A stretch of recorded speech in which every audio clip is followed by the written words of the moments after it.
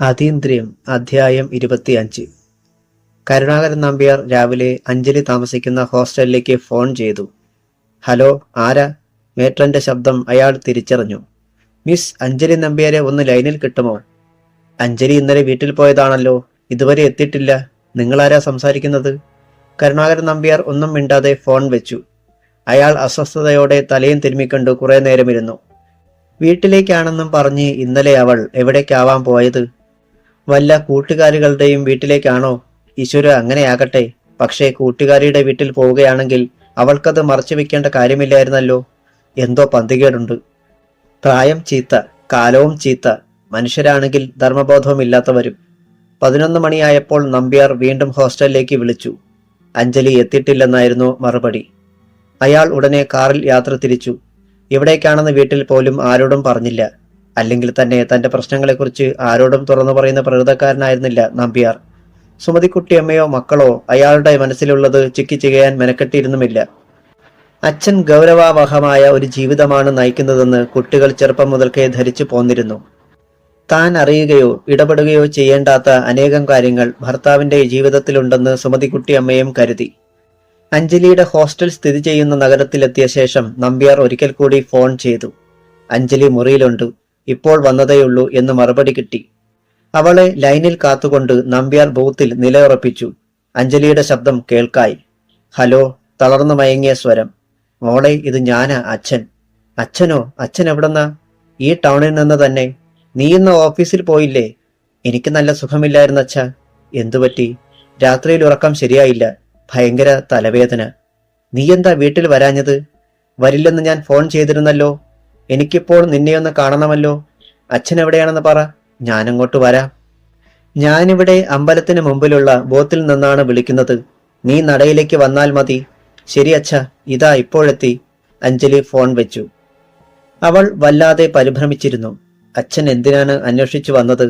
എന്തിനാണ് കാണണമെന്ന് പറഞ്ഞത്? അഞ്ജലി വേഗം മുറിയിൽ ചെന്ന് ഡ്രസ്സ് ചെയ്തു. ഒരു ഓട്ടോറിക്ഷ പിടിച്ച് അവൾ അമ്പലനടയിലേക്ക് തിരിച്ചു. അച്ഛൻ ഇപ്പോൾ വിളിച്ചത് നന്നായി. കുറെ മുമ്പായിരുന്നെങ്കിൽ എന്തായിരുന്നേനെ അവസ്ഥ? താനപ്പോൾ തിരിച്ചെത്തിയിട്ടില്ല. അച്ഛൻ വിളിച്ചിരുന്നെങ്കിൽ മേട്രൻ പറയും, അഞ്ജലി വീട്ടിൽ പോയിരിക്കുകയാണല്ലോ, ഇതുവരെ വന്നില്ലല്ലോ എന്ന്. അതോടെ തീർന്നേനെ സകലതും. ജോലി ഉപേക്ഷിച്ച് പെട്ടിയും കിടക്കയും അടക്കി വീട്ടിലേക്ക് തിരിച്ചു പോയിക്കൊണ്ടാൽ മതി. ഒരു പക്ഷേ അച്ഛൻ നേരത്തെ വിളിച്ചിട്ടുണ്ടായിരിക്കുമോ?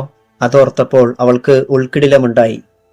മേട്രനോട് ചോദിക്കേണ്ടതായിരുന്നു. അത്രയും ബുദ്ധി പോയില്ല. നേരത്തെ വിളിച്ചു കാണുകയില്ലെന്ന് തന്നെ കരുതാം. വിളിച്ചുവെങ്കിലോ? അഞ്ജലി തളർന്ന സീറ്റിലേക്ക് ചാരി. എന്തു പറയും അച്ഛനോട്? സത്യം മനസ്സിലാക്കി വെച്ചിരിക്കുന്ന അച്ഛനോടായിരിക്കുമോ തനിക്ക് പെരുങ്കള്ളം പറയേണ്ടി വരിക? എന്നാലും നുണ പറയാതിരിക്കുന്നതെങ്ങനെ? ഈ ഫോൺ മിക്കപ്പോഴും ഒരു അനാവശ്യ വസ്തു തന്നെയാണെന്ന് അവൾ വിചാരിച്ചു. ഇത് ആവശ്യമില്ലാത്ത ഊരാക്കൊടുക്കുകളിൽ മനുഷ്യനെ ചാടിക്കും. അമ്പലനടയിലെത്തി. മൈതാനത്ത് പാർക്ക് ചെയ്ത കാറിനരികിൽ അച്ഛൻ നിൽക്കുന്നത് അവൾ കണ്ടു. ഓട്ടോ നിർത്തിച്ച് ഇറങ്ങി ചാർജ് കൊടുത്ത ശേഷം അവൾ അച്ഛന്റെ അടുത്തേക്ക് നടന്നു. അച്ഛൻ എപ്പോഴാ വന്നത്? അഞ്ജലി കുശലം ചോദിച്ചു. നമ്പ്യാർ മകളെ അടിമുടി നോക്കി. ആകെ ഉലഞ്ഞിരിക്കുന്നു അവൾ. കരഞ്ഞു കലങ്ങിയതുപോലെ കണ്ണുകൾ, മുഖത്ത് ഉറക്കച്ചറവും വിളർച്ചയും. കുറെ നേരമായി. അയാൾ പറഞ്ഞു. എന്തിനാ അച്ഛൻ കാണണമെന്ന് പറഞ്ഞത്? ഹോസ്റ്റലിലേക്ക് വരാഞ്ഞതെന്താ?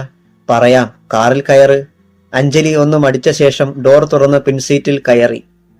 നമ്പ്യാരും പിൻസീറ്റിൽ തന്നെ കയറി. ഡോർ അടച്ചു. ടിൻഡഡ് ഗ്ലാസ് ആയതിനാൽ പുറത്തുനിന്ന് ആർക്കും അകത്തെ കാഴ്ച കണ്ടുകൂടാ. നിനക്കെന്താ അസുഖം? മുഖമൊക്കെ വല്ലാതിരിക്കുന്നല്ലോ, നമ്പ്യാർ ചോദിച്ചു. തലവേദന. ഇന്നലെ തുടങ്ങിയോ? ഇന്നലെ നീ ഒറ്റയ്ക്കിവിടെ എന്തു ചെയ്യുകയായിരുന്നോ? മുറിയടച്ച് കിടക്കുകയായിരുന്നോ? അതോ വെളിയിലെങ്ങാനും പോയോ?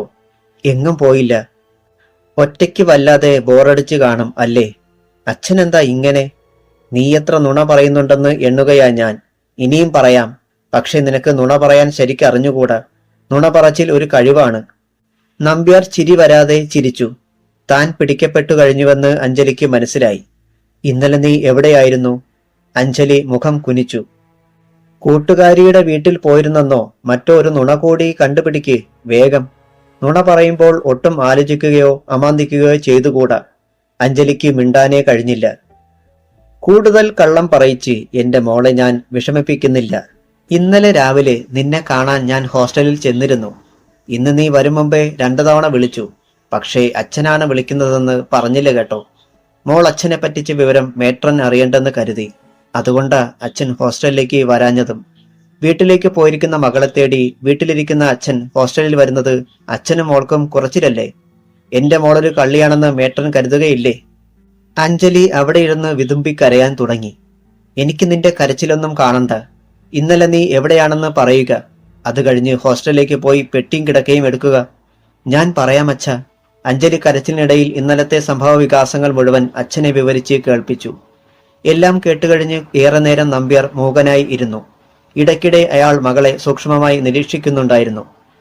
അവൻ നിന്നെ തെളിവെടുപ്പിന് കൊണ്ടുപോവുകയാണെന്ന് നിനക്കറിയാമായിരുന്നില്ലേ? അറിയാമായിരുന്നു. പിന്നെ എന്തിനു കൂടെ പോയി? എന്റെ നിരപരാധിത്വം തെളിയിക്കാമല്ലോന്ന് കരുതി. ആ മജിസ്ട്രേറ്റും അവിടുത്തെ ആൾക്കാരും ചേർന്ന് കുറ്റവാളി നീ തന്നെയാണെന്ന് സ്ഥാപിച്ച് നിന്നെ കയ്യേറ്റം ചെയ്യുകയോ പോലീസിൽ ഏൽപ്പിക്കുകയോ ചെയ്യാനുള്ള സാധ്യതയെക്കുറിച്ച് നീ ആലോചിച്ചില്ലേ? ഇല്ല, കുറ്റവാളി ഞാനല്ലെന്ന് എനിക്ക് തീർച്ചയായിരുന്നു. അതോ നിങ്ങൾ പാലക്കാട്ടെത്തുകയില്ലെന്ന് ഉറപ്പായിരുന്നോ? അഞ്ജലി അതിന് മറുപടി പറഞ്ഞില്ല. എന്നിട്ട് അവൻ എവിടെ? ഞാൻ പോരുമ്പോൾ ആശുപത്രിയിൽ ഉണ്ടായിരുന്നു. ഇന്ന് ഉച്ചതിരിഞ്ഞ് ഡിസ്ചാർജ് ചെയ്യുമെന്ന ഡോക്ടർ പറഞ്ഞത്. നീ പിന്നെ എന്താ തനിച്ച് പോന്നത്? ആനന്ദിന് എന്നെ കണ്ടുകൂടെന്നായി. വെറുപ്പായി. മുറിയിൽ നിന്ന് പുറത്തു പോകാൻ പറഞ്ഞു. ഡോക്ടറും പറഞ്ഞു പൊയ്ക്കൊള്ളാൻ. വെറുതെ ആനന്ദ് വയലന്റ് ആകാൻ ഇടയാക്കണ്ട എന്ന്. അതുകൊണ്ട് വെളുപ്പിനെ ഞാനിങ്ങ് പോന്നു. ശരി ശരി, ഇത്തവണത്തേക്ക് ഞാൻ ക്ഷമിച്ചിരിക്കുന്നു. ഇനി ആര് വിളിച്ചാലും, സാക്ഷാൽ ഈശ്വരൻ വന്ന് തെളിവെടുപ്പിന് വിളിച്ചാലും പോയേക്കരുത്. നിനക്കതിന്റെ ആവശ്യമില്ല. നീ കുറ്റവാളിയല്ലെന്ന് തെളിയിക്കേണ്ട ചുമതല നിന്റേതല്ല. കാരണം നിയമപരമായി നീ കുറ്റവാളിയല്ല. നീതിന്യായത്തിന് മുമ്പിൽ കുറ്റവാളിയാകുമ്പോൾ മാത്രം നിരപരാധിത്വം തെളിയിച്ചാൽ മതി. കേട്ടല്ലോ? അഞ്ജലി തല കുലുക്കി. അവളെ കാറിൽ ഹോസ്റ്റലിന് മുമ്പിൽ ഇറക്കിയിട്ടാണ് നമ്പ്യാർ മടങ്ങിയത്. മകളുടെ മുമ്പിൽ പ്രസന്നത ഭാവിച്ചുവെങ്കിലും അയാളുടെ ഉള്ള് ആശങ്കാകുലമായിരുന്നു. വലിയൊരാപത്ത് വരാനിരിക്കുകയാണെന്ന് അയാൾക്ക് തോന്നി. ജോലി കഴിഞ്ഞ് കമ്പനി വളപ്പിന്റെ ഗേറ്റ് കടന്ന നന്ദന മുമ്പിൽ നിൽക്കുന്നയാളെ കണ്ട് അത്ഭുതപ്പെട്ടു. ആനന്ദ്, അഞ്ജുവിന് ഇവിടെയല്ലല്ലോ ജോലി, അവൾ തമാശ പറഞ്ഞു. അറിയാം, ഞാൻ നന്ദനയെ കാണാൻ വന്നതാ. എന്നെയോ? എന്തിന്? ഒരു ഉപകാരം ചെയ്യണം. പറഞ്ഞോളൂ. അഞ്ജുവിന്റെ റൂമിലല്ലേ ഇപ്പോഴും താമസം? അതെ. നിങ്ങൾ തമ്മിൽ പിണക്കത്തിലൊന്നുമല്ലല്ലോ? അല്ല. ഒരു ചെറിയ ഉപകാരം. അതായത് അഞ്ജു ആരുടെയെങ്കിലും പ്രവൃത്തിയിൽ ദേഷ്യപ്പെട്ട് എന്തെങ്കിലും പറഞ്ഞാൽ ആ വിവരം അപ്പോൾ തന്നെ എന്നെ ഒന്ന് അറിയിക്കണം. ഫോൺ നമ്പർ ഇതാ. ശരിക്ക് മനസ്സിലായില്ല എനിക്ക്. അതായത് പത്രവാർത്ത വായിച്ചിട്ടോ എന്തെങ്കിലും ഒരു സംഭവത്തെക്കുറിച്ച് കേട്ടിട്ടോ ഉണ്ടാകുന്ന അഞ്ജുവിന്റെ പ്രതികരണം ഒട്ടും വൈകാതെ അറിയിക്കണമെന്ന്. അതെന്താ അങ്ങനെ? അതിന്റെ ആവശ്യമുണ്ട്. 2 100 രൂപ നോട്ടുകൾ ആനന്ദ് അവളുടെ കയ്യിൽ വെച്ചുകൊടുത്തു. പ്രതിഫലമല്ല, ഫോൺ ചാർജ് കൊടുക്കാനാണ്. STD അല്ലേ വിളിക്കുക. അപ്പോൾ പൈസ കൂടുതലാകും.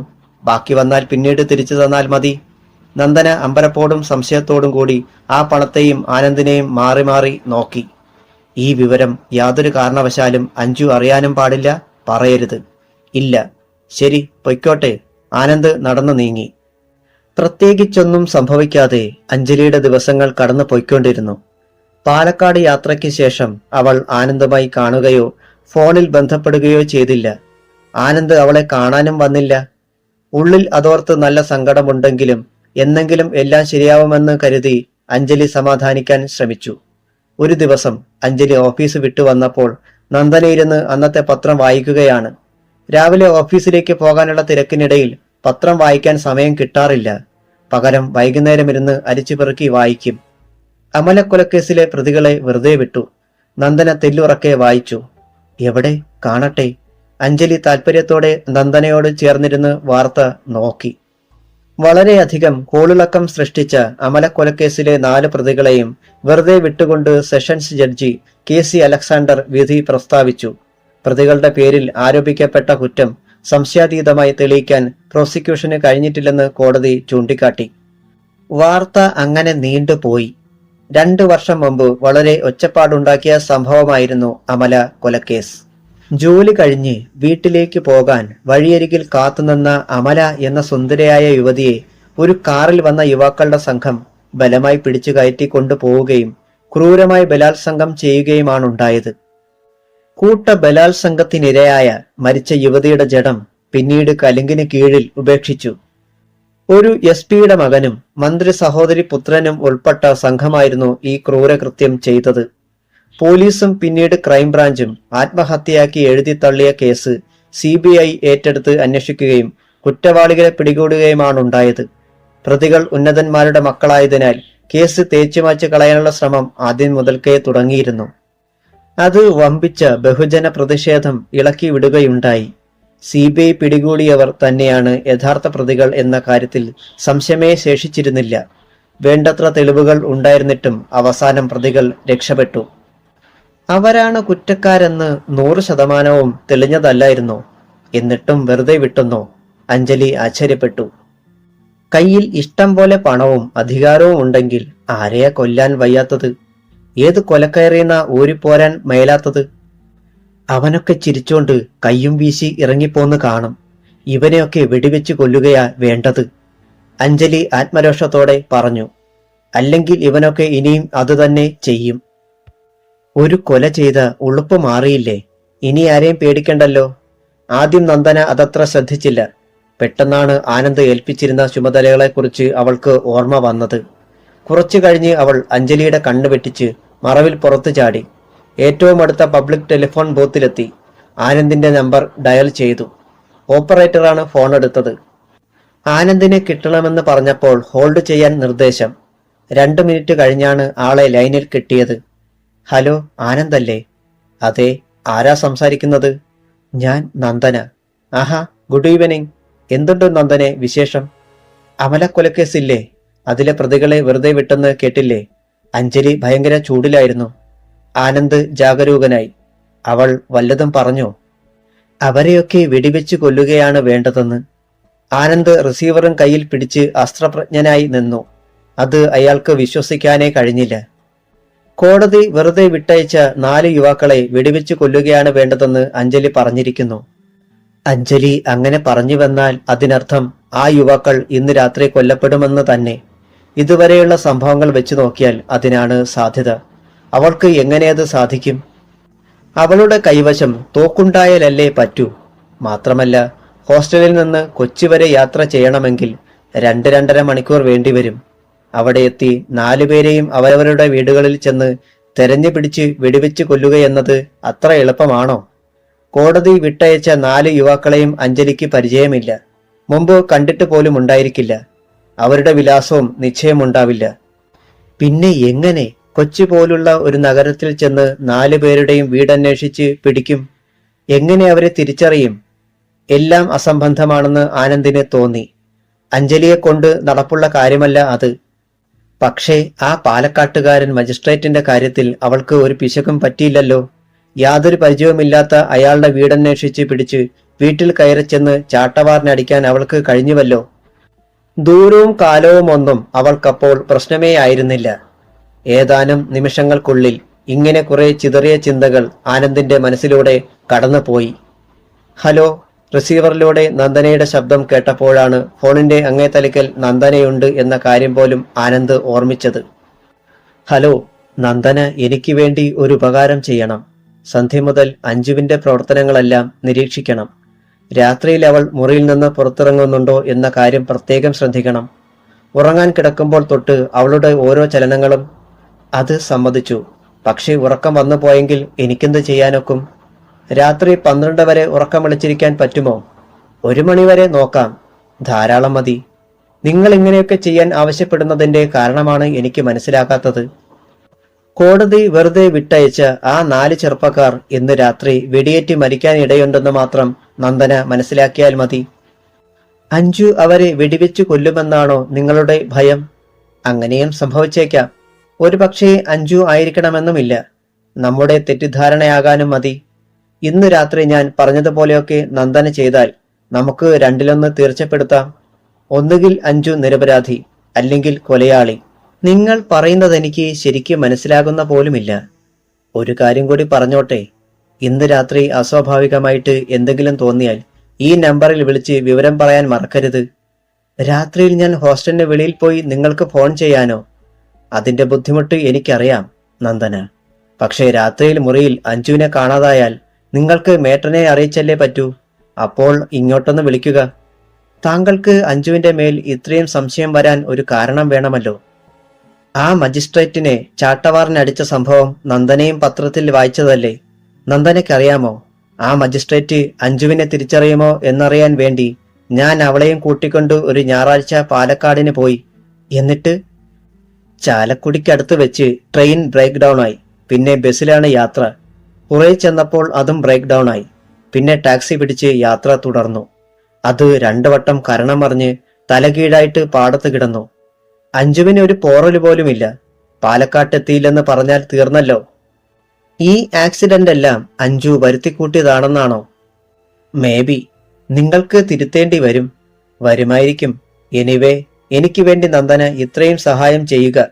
ശരി. അവൾ ഫോൺ വെച്ചു. നന്ദന തിരികെ ഹോസ്റ്റലിലെത്തി. മുറിയിലെത്തിയപ്പോൾ അഞ്ജലിയില്ല. നന്ദന ടെറസിലേക്ക് കയറി ചെന്നു. അഞ്ജലി ടെറസിൽ ഇരിപ്പുണ്ട്. പടിഞ്ഞാറെ മാനത്തേക്ക് നോക്കി കടലിൽ നിന്ന് വീശിയേറുന്ന കാറ്റുമേറ്റ് പ്രതിമ പോലെ ഇരിക്കുന്നു. ചക്രവാളത്തിൽ ചോരക്കട്ടകൾ ചിതറിക്കിടക്കും പോലെ കാണപ്പെട്ട സന്ധ്യാമേഘക്കീറുകൾ. കാറ്റിന് ശക്തിയേറുമ്പോൾ അഞ്ജലിയുടെ മുടി പിന്നോട്ട് കൊടിക്കൂറ പോലെ പറന്ന് കിടന്നു. നന്ദന അരികിൽ ചെന്നിരുന്നു. അഞ്ജുവെന്താ ഇവിടെ ഒറ്റയ്ക്ക്? വെറുതെ. ആരെയും കിട്ടിയില്ല കൂട്ടിന്. അവൾ നിരുന്മേഷയായി മൊഴിഞ്ഞു. എന്താ വലിയ ആലോചന? നീ എവിടെ പോയതായിരുന്നു നന്ദനെ? അഞ്ജലി തിരിഞ്ഞ് അവളെ നോക്കിക്കൊണ്ട് ചോദിച്ചു. ഒന്ന് ഫോൺ ചെയ്യാൻ, നന്ദന പരുങ്ങലോടെ പറഞ്ഞു. ആർക്ക്? ഒരു ഫ്രണ്ടിന്. ചക്രവാളത്തിന് കീഴെ ഇരുട്ട് വ്യാപിക്കുന്നതുവരെ അവർ അവിടെ ഇരുന്നു. പിന്നെ താഴേക്കിറങ്ങിപ്പോന്നു. മുറിയിൽ വന്നയുടനെ അഞ്ജലി കുളിക്കാൻ പോയി. വിശിഷ്യ യാതൊരു ഭാവാന്തരവും അവളിൽ നന്ദനയ്ക്ക് കാണാൻ കഴിഞ്ഞില്ല. ആഹാ, കേറി വരണം ആനന്ദ്. പത്രാധിപർ ജയചന്ദ്രൻ നായർ ആനന്ദിനെ ക്യാബിനുള്ളിലേക്ക് ക്ഷണിച്ചു. ഹാഫ് ഡോർ മെല്ലെ തുറന്ന് ആനന്ദ് അകത്ത് കയറി. ഇരിക്കൂ. ആനന്ദ് ഇരുന്നു. എന്താ ആനന്ദിന് പറയാനുള്ളത്? ആനന്ദ് കയ്യിലിരുന്ന മാറ്റർ ജയചന്ദ്രൻ നായരെ ഏൽപ്പിച്ചു. കോടതി വിട്ടയച്ച യുവാക്കളെ യുവതി വെടിവെച്ചു കൊന്നു. ശീർഷകം ജയചന്ദ്രൻ ഉച്ചത്തിലാണ് വായിച്ചത്. എവിടെ കിട്ടി ഈ ന്യൂസ്? സാർ മുഴുവൻ വായിക്കേ. അമല കൊലക്കേസിൽ പ്രതികളെ ശിക്ഷിക്കാൻ വേണ്ടത്ര തെളിവുകളില്ലെന്ന് പറഞ്ഞ് കോടതി വിട്ടയച്ച 4 ചെറുപ്പക്കാരെ അജ്ഞാത യുവതി വെടിവെച്ചു കൊന്നു. ഇന്നലെ രാത്രി ഡാഷ് മണിയോടെയാണ് സംഭവം. ഇത്രയും ഉച്ചത്തിൽ വായിച്ച ശേഷം ജയചന്ദ്രൻ മൗനമായി വായിക്കാൻ തുടങ്ങി. അമല കൊലക്കേസിനെ കുറിച്ചും അതിന്റെ പേരിൽ പിടികൂടപ്പെട്ട 4 പ്രതികളെക്കുറിച്ചുമുള്ള വിശദീകരണങ്ങൾ അടങ്ങിയ റിപ്പോർട്ട്. എവിടെ വെച്ച് എപ്പോൾ വെടിവെച്ചു കൊന്നു എന്ന് മാത്രം അതിൽ പറയുന്നില്ല. വെടിവെച്ച അജ്ഞാത യുവതി ആരാണെന്നും. ഈ ന്യൂസ് എവിടുന്ന് കിട്ടി? ഇന്ന് രാവിലെയാണല്ലോ അവരെ കോടതി വിട്ടയച്ചതായി വാർത്ത വന്നത്. മാത്രമല്ല ഇതുവരെ രാത്രിയായിട്ടുമില്ല. കൊലപ്പെടുത്തിയത് ഇന്ന് രാത്രിയാണെന്ന് പറയുന്നു. സമയത്തിന് പകരം ഡാഷ് ഇട്ടിരിക്കുന്നു. ജയചന്ദ്രൻ നെറ്റി ചുളിച്ചു. എന്തൊക്കെയാണിത് ആനന്ദ്? സാർ, ഈ കൊലപാതകം ഇതുവരെ നടന്നിട്ടില്ല. പക്ഷേ ഇന്ന് രാത്രി അത് നടക്കും. നിങ്ങൾ എന്ത് ഭ്രാന്താണ് ഈ പുലമ്പുന്നത്? അത് പറയാൻ ഒരു ദിവസം പോരാ. പറഞ്ഞാൽ സാറിന് മനസ്സിലാവുകയില്ല. ഇത് സംഭവിക്കും എന്ന് മാത്രമേ ഇപ്പോഴെനിക്ക് പറയാനൊക്കൂ. നമുക്ക് ഈ മാറ്റർ ഇന്ന് രാത്രി തന്നെ അച്ചടിക്കേണ്ടി വരും. നിങ്ങൾക്കെങ്ങനെ അറിയാം ഈ 4 പേരെ അജ്ഞാത യുവതി വെടിവെച്ചു കൊല്ലുമെന്ന്? എനിക്കറിയാം സാർ. എന്നാൽ എന്തുകൊണ്ട് നിങ്ങൾക്ക് മുന്നറിയിപ്പ് കൊടുത്ത് ആ 4 ചെറുപ്പക്കാരെ രക്ഷിച്ചുകൂടാ? എന്തുകൊണ്ട് പോലീസിൽ അറിയിച്ച് കൊല്ലാൻ പോകുന്നവളെ തടഞ്ഞുകൂടാ? അതിനൊക്കെ ഒരുങ്ങിയിറങ്ങിയാൽ സാർ പറഞ്ഞതുപോലെ എനിക്ക് ഭ്രാന്താണെന്ന് എല്ലാവരും പറയും. എന്ന് മാത്രമല്ല, ആരൊക്കെ തടഞ്ഞാലും കൊല്ലാൻ ഇറങ്ങിത്തിരിക്കുന്നവൾ ആ കൃത്യം നടത്തിയിരിക്കും. മാത്രമല്ല, പോലീസിന്റെ നോട്ടപ്പുള്ളിയാകാനും ചോദ്യം ചെയ്യലിനും നിരീക്ഷണത്തിനും വിധേയാകാനും എനിക്കൊട്ടും താല്പര്യവുമില്ല. ജയചന്ദ്രൻ മനസ്സിലാകാത്തതുപോലെ തലവെട്ടിച്ചു. എനിക്കിപ്പോഴും സംഗതി ബോധ്യമായിട്ടില്ല. സർ, ഫോട്ടോഗ്രാഫർ ശ്യാം മോഹനെ കൂടി എന്റെ കൂടെ അയക്കണം. ഒത്താൽ കുറച്ച് ഫോട്ടോഗ്രാഫ് എടുക്കാമല്ലോ. ഒരു പക്ഷേ ആർക്കും കിട്ടാത്ത കുറച്ച് ഫോട്ടോഗ്രാഫ്സ്. എവിടേക്കാ നിങ്ങൾ പോകുന്നത്? കൊച്ചിക്ക്. ശരി, നിങ്ങളുടെ ഇഷ്ടം പോലെ. ഇതിന്റെ സകല ഉത്തരവാദിത്വവും നിങ്ങൾക്കായിരിക്കും. Okay sir, thank you. അധികം വൈകാതെ അയാൾ ഫോട്ടോഗ്രാഫർ ശ്യാം മോഹനെയും കൂട്ടി ബൈക്കിൽ എറണാകുളത്തേക്ക് തിരിച്ചു. മെസ്സിൽ നിന്നും അഞ്ജലിയും നന്ദനയും മുറിയിൽ തിരിച്ചെത്തി. അഞ്ജലി കട്ടിലിൽ കയറി കിടന്നു. അവൾ ചിന്താധീനയായി കാണപ്പെട്ടു. അഞ്ജുവിന് ഇന്ന് എന്തു പറ്റി? എന്തോ ഒരസ്വസ്ഥത. വീട്ടിൽ പോയിട്ട് 2 ആഴ്ചയായില്ലേ? അതുകൊണ്ടായിരിക്കും. അഞ്ജലി പുതപ്പെടുത്ത് കഴുത്തുവരെ മൂടി പുതച്ചു. എനിക്ക് കുളിരുന്ന പോലെ തോന്നുന്നു. അവൾ പറഞ്ഞു. എനിക്കാണെങ്കിൽ ആവിയ. ഫാൻ ഫുൾ സ്പീഡിലാണോ എന്ന് ആലോചിക്കുകയായിരുന്നു ഞാൻ. ഇട്ടോ, ഞാൻ നന്നായിട്ട് പുതച്ചോളാം. പനിയുടെ ആരംഭമാണോ അഞ്ജു ഈ കുളിര്? ആർക്കറിയാം. നന്ദന എഴുന്നേറ്റ് ചെന്ന് അഞ്ജലിയുടെ നെറ്റിയിൽ കൈവച്ചു നോക്കി. ഐസ് പോലെ തണുത്തിരിക്കുന്നല്ലോ, ഒട്ടും ടെമ്പറേച്ചർ ഇല്ല. അഞ്ജലി മൂളി. നന്ദന തിരികെ തന്റെ കട്ടിലിൽ വന്ന് കിടന്നു. ലൈറ്റ് അണയ്ക്കുന്നില്ലേ നന്ദനെ? ഇപ്പോഴേയോ? എനിക്ക് കുറെ വായിക്കാനുണ്ട്. അഞ്ജലി ഉടൻ തലയും കൂടി മൂടി പുതച്ചു. ഏതാനും നിമിഷങ്ങൾക്കകം കറണ്ട് പോയി. അഞ്ജു, വിറയാർന്ന സ്വരത്തിൽ നന്ദനെ വിളിച്ചു. പുതപ്പിനുള്ളിൽ നിന്നും മൂളൽ കേട്ടു. ഉറങ്ങിയില്ലേ? കറണ്ട് പോയല്ലോ, എന്തൊരിരുട്ട്. പരസ്പരം കാണാൻ വയ്യ. കുറെ സമയം നിശബ്ദമായി കടന്നുപോയി. ആരോ വാതിൽ തുറന്ന പോലെ ഒരൊച്ച. ഇടനാഴിയിൽ കാൽപെരുമാറ്റം. അതകന്നകന്ന് പോകുന്നു. അഞ്ജു, മെഴുകുതിരി കൊളുത്തട്ടെ? നന്ദന എഴുന്നേറ്റ് മെഴുകുതിരി കൊളുത്തി. പൊട്ടലോടെയും ചീറ്റലോടെയും മെഴുകുതിരി മങ്ങി മങ്ങി കത്തി തുടങ്ങി.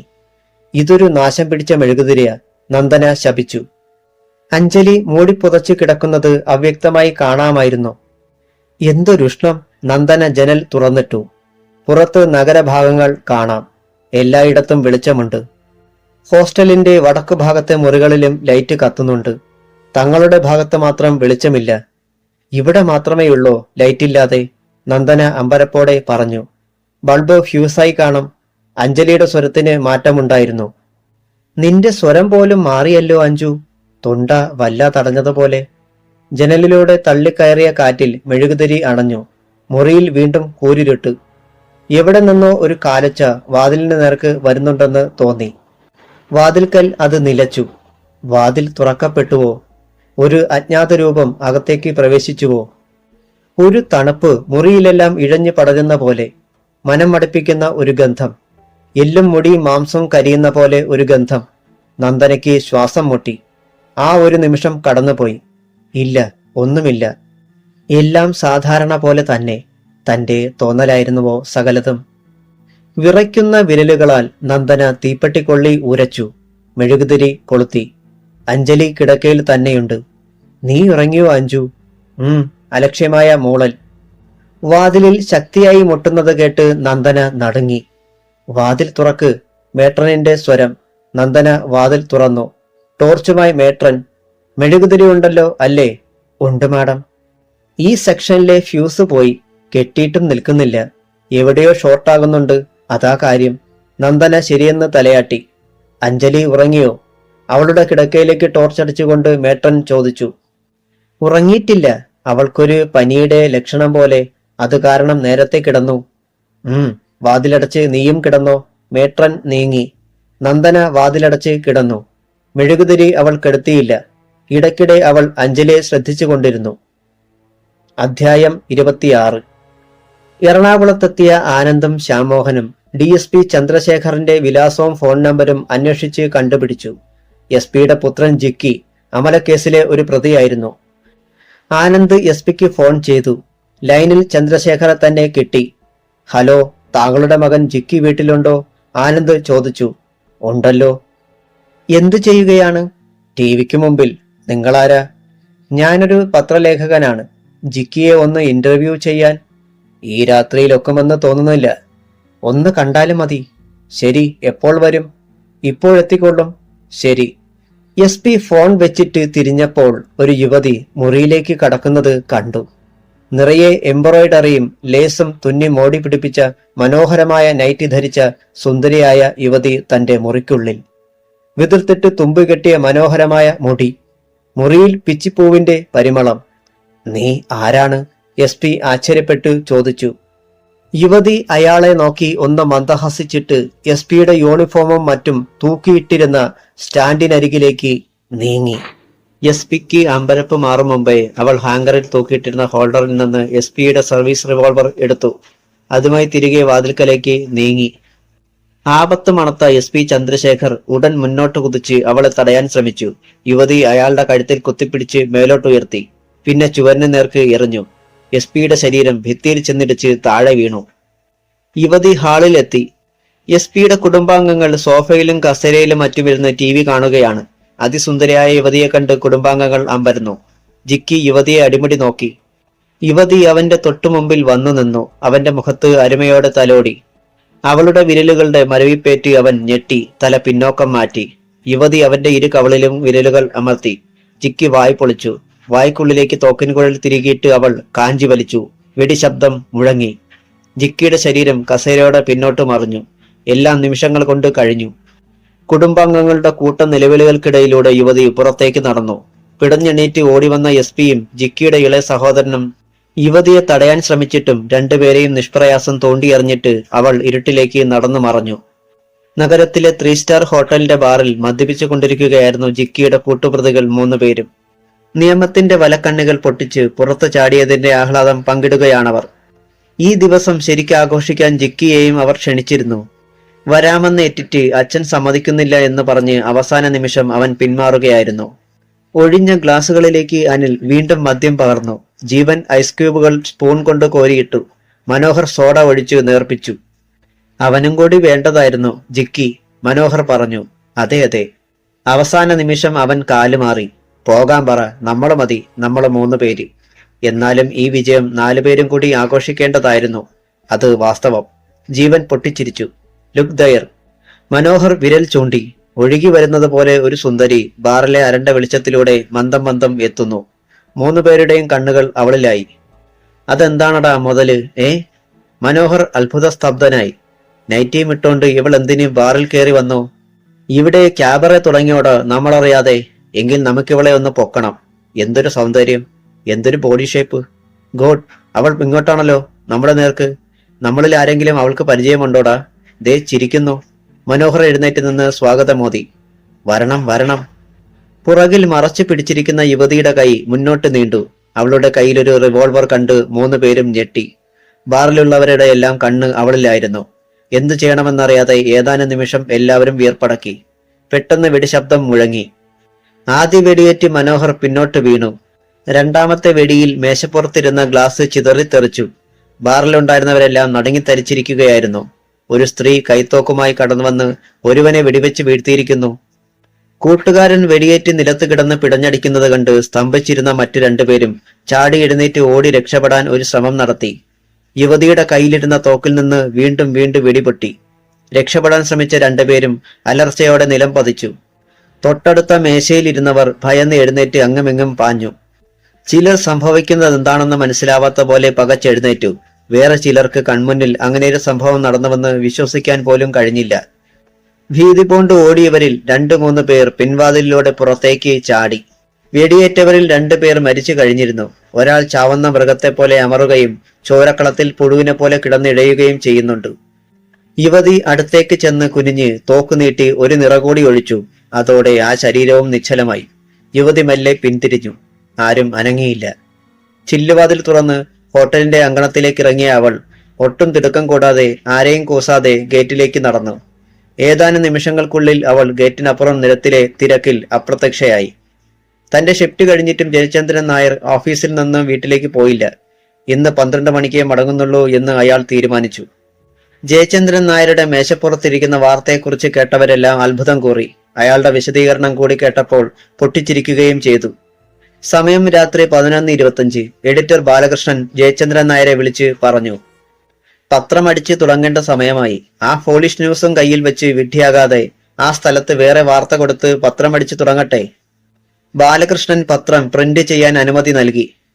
15 മിനിറ്റ് കഴിഞ്ഞില്ല. എഡിറ്റേഴ്സ് റൂമിലേക്ക് ടെലിഫോൺ ശബ്ദിച്ചു. ബാലകൃഷ്ണൻ ഫോൺ എടുത്തു. മറ്റേ തലയ്ക്കൽ ആനന്ദാണെന്ന് മനസ്സിലായി. റിസീവർ കാതോട് ചേർത്ത് വെച്ചുകൊണ്ട് ബാലകൃഷ്ണൻ ജയചന്ദ്രൻ നായരെ കൈയാട്ടി വിളിച്ചു. ജയചന്ദ്രൻ വേഗം വന്നു. ബാലകൃഷ്ണൻ റിസീവർ കൈമാറി. എറണാകുളത്ത് നിന്ന് ആനന്ദ്. ഹലോ ആനന്ദ് സാർ, സംഭവം നടന്നു കഴിഞ്ഞു. അമരക്കൊലക്കേസിൽ വെറുതെ വിട്ട 4 പ്രതികളും കൊല്ലപ്പെട്ടു കഴിഞ്ഞു. വെടിയേറ്റ് തന്നെ. ഡിവൈഎസ്പിയുടെ മകനാണ് ആദ്യം കൊല്ലപ്പെട്ടത്, അയാളുടെ വീട്ടിൽ വെച്ച്. ബാക്കി 3 പേരും ഹോട്ടലിലെ ബാറിൽ വെച്ചും. ഏതോ അജ്ഞാത യുവതിയാണ് 4 പേരെയും വെടിവെച്ച് കൊന്നതെന്ന് ആളുകൾ പറയുന്നു.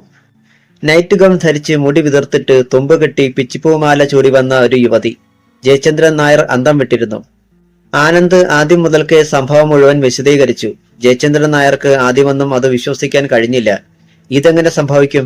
എങ്ങനെ? എസ് പിയുടെ വീട്ടിലാണ് ആദ്യം അവൾ കൊല നടത്തിയത്. എസ് പിയുടെ സർവീസ് റിവോൾവർ കൊണ്ട്. ഞാൻ 5 മിനിറ്റ് വൈകിപ്പോയി. ഇല്ലെങ്കിൽ എനിക്ക് അവളെ നേരിൽ കാണാമായിരുന്നു. ബൂത്തിൽ നിന്നാണ് ഞാൻ വിളിക്കുന്നത്. ഹോട്ടൽ നിറച്ച് പോലീസ്. കുറെ ഫോട്ടോസുകൾ കിട്ടി. ഫോട്ടോഗ്രാഫർ ടാക്സി പിടിച്ച് അങ്ങോട്ട് പുറപ്പെട്ടിട്ടുണ്ട്. പത്രമടിക്കാൻ 2 മണിക്കൂർ വൈകുകയാണെങ്കിൽ ഫോട്ടോഗ്രാഫുകൾ കൂടി ചേർക്കാം. നമുക്ക് മാത്രമേ ഇത് കവർ ചെയ്യാൻ സാധിച്ചിട്ടുള്ളൂ. ആനന്ദ്, ഇനി എന്തിനാ നിൽക്കുന്നത്? കുറച്ച് ഡീറ്റെയിൽസ് കൂടി കളക്ട് ചെയ്യാനുണ്ട്. ഞാൻ നാളെ അങ്ങ് വരും. പിന്നെ വേറൊരു കാര്യം, അഞ്ജലിയുടെ ഹോസ്റ്റലിലേക്ക് വിളിച്ച് അവൾ അവിടെയുണ്ടോ എന്ന് നിർബന്ധമായിട്ട് ചോദിക്കണം. 10 മണി മുതൽ ഞാൻ വിളിക്കുകയാണ്, കണക്ഷൻ കിട്ടുന്നില്ല. അത് ചെയ്യാം. നമുക്കിത് പോലീസിൽ അറിയിക്കണ്ടേ? നമുക്ക് വാർത്ത കിട്ടിയ സോഴ്സ്, മുൻകൂർ കിട്ടിയ സൂചനകൾ. എന്നെ കൊടുക്കല്ലേ സാർ. ഒന്നാമത് ആരും ഇത് വിശ്വസിക്കുകയില്ല. ഇത് തെളിയിക്കേണ്ട ചുമതല നമ്മുടെ തലയിൽ വരും. ധാരാളം ചോദ്യങ്ങൾ ഉണ്ടാകും. മുൻകൂട്ടി അറിഞ്ഞിട്ടും എന്തുകൊണ്ട് മുന്നറിയിപ്പ് കൊടുത്തില്ല? പോലീസിൽ എന്തുകൊണ്ട് അറിയിച്ചില്ല എന്നൊക്കെ.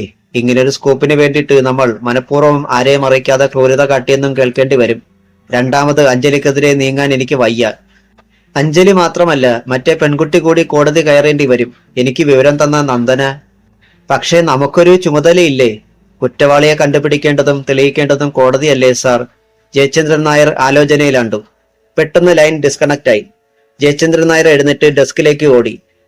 പത്രത്തിന്റെ പ്രിന്റിംഗ് നിർത്തിവെക്കാൻ നിർദ്ദേശിച്ച ശേഷം അയാൾ ആനന്ദ് എഴുതി വെച്ചിരുന്ന വാർത്തയിൽ ചില്ലറ തിരുത്തലുകൾ കൂടി വരുത്തി കമ്പോസിംഗിന് അയച്ചു.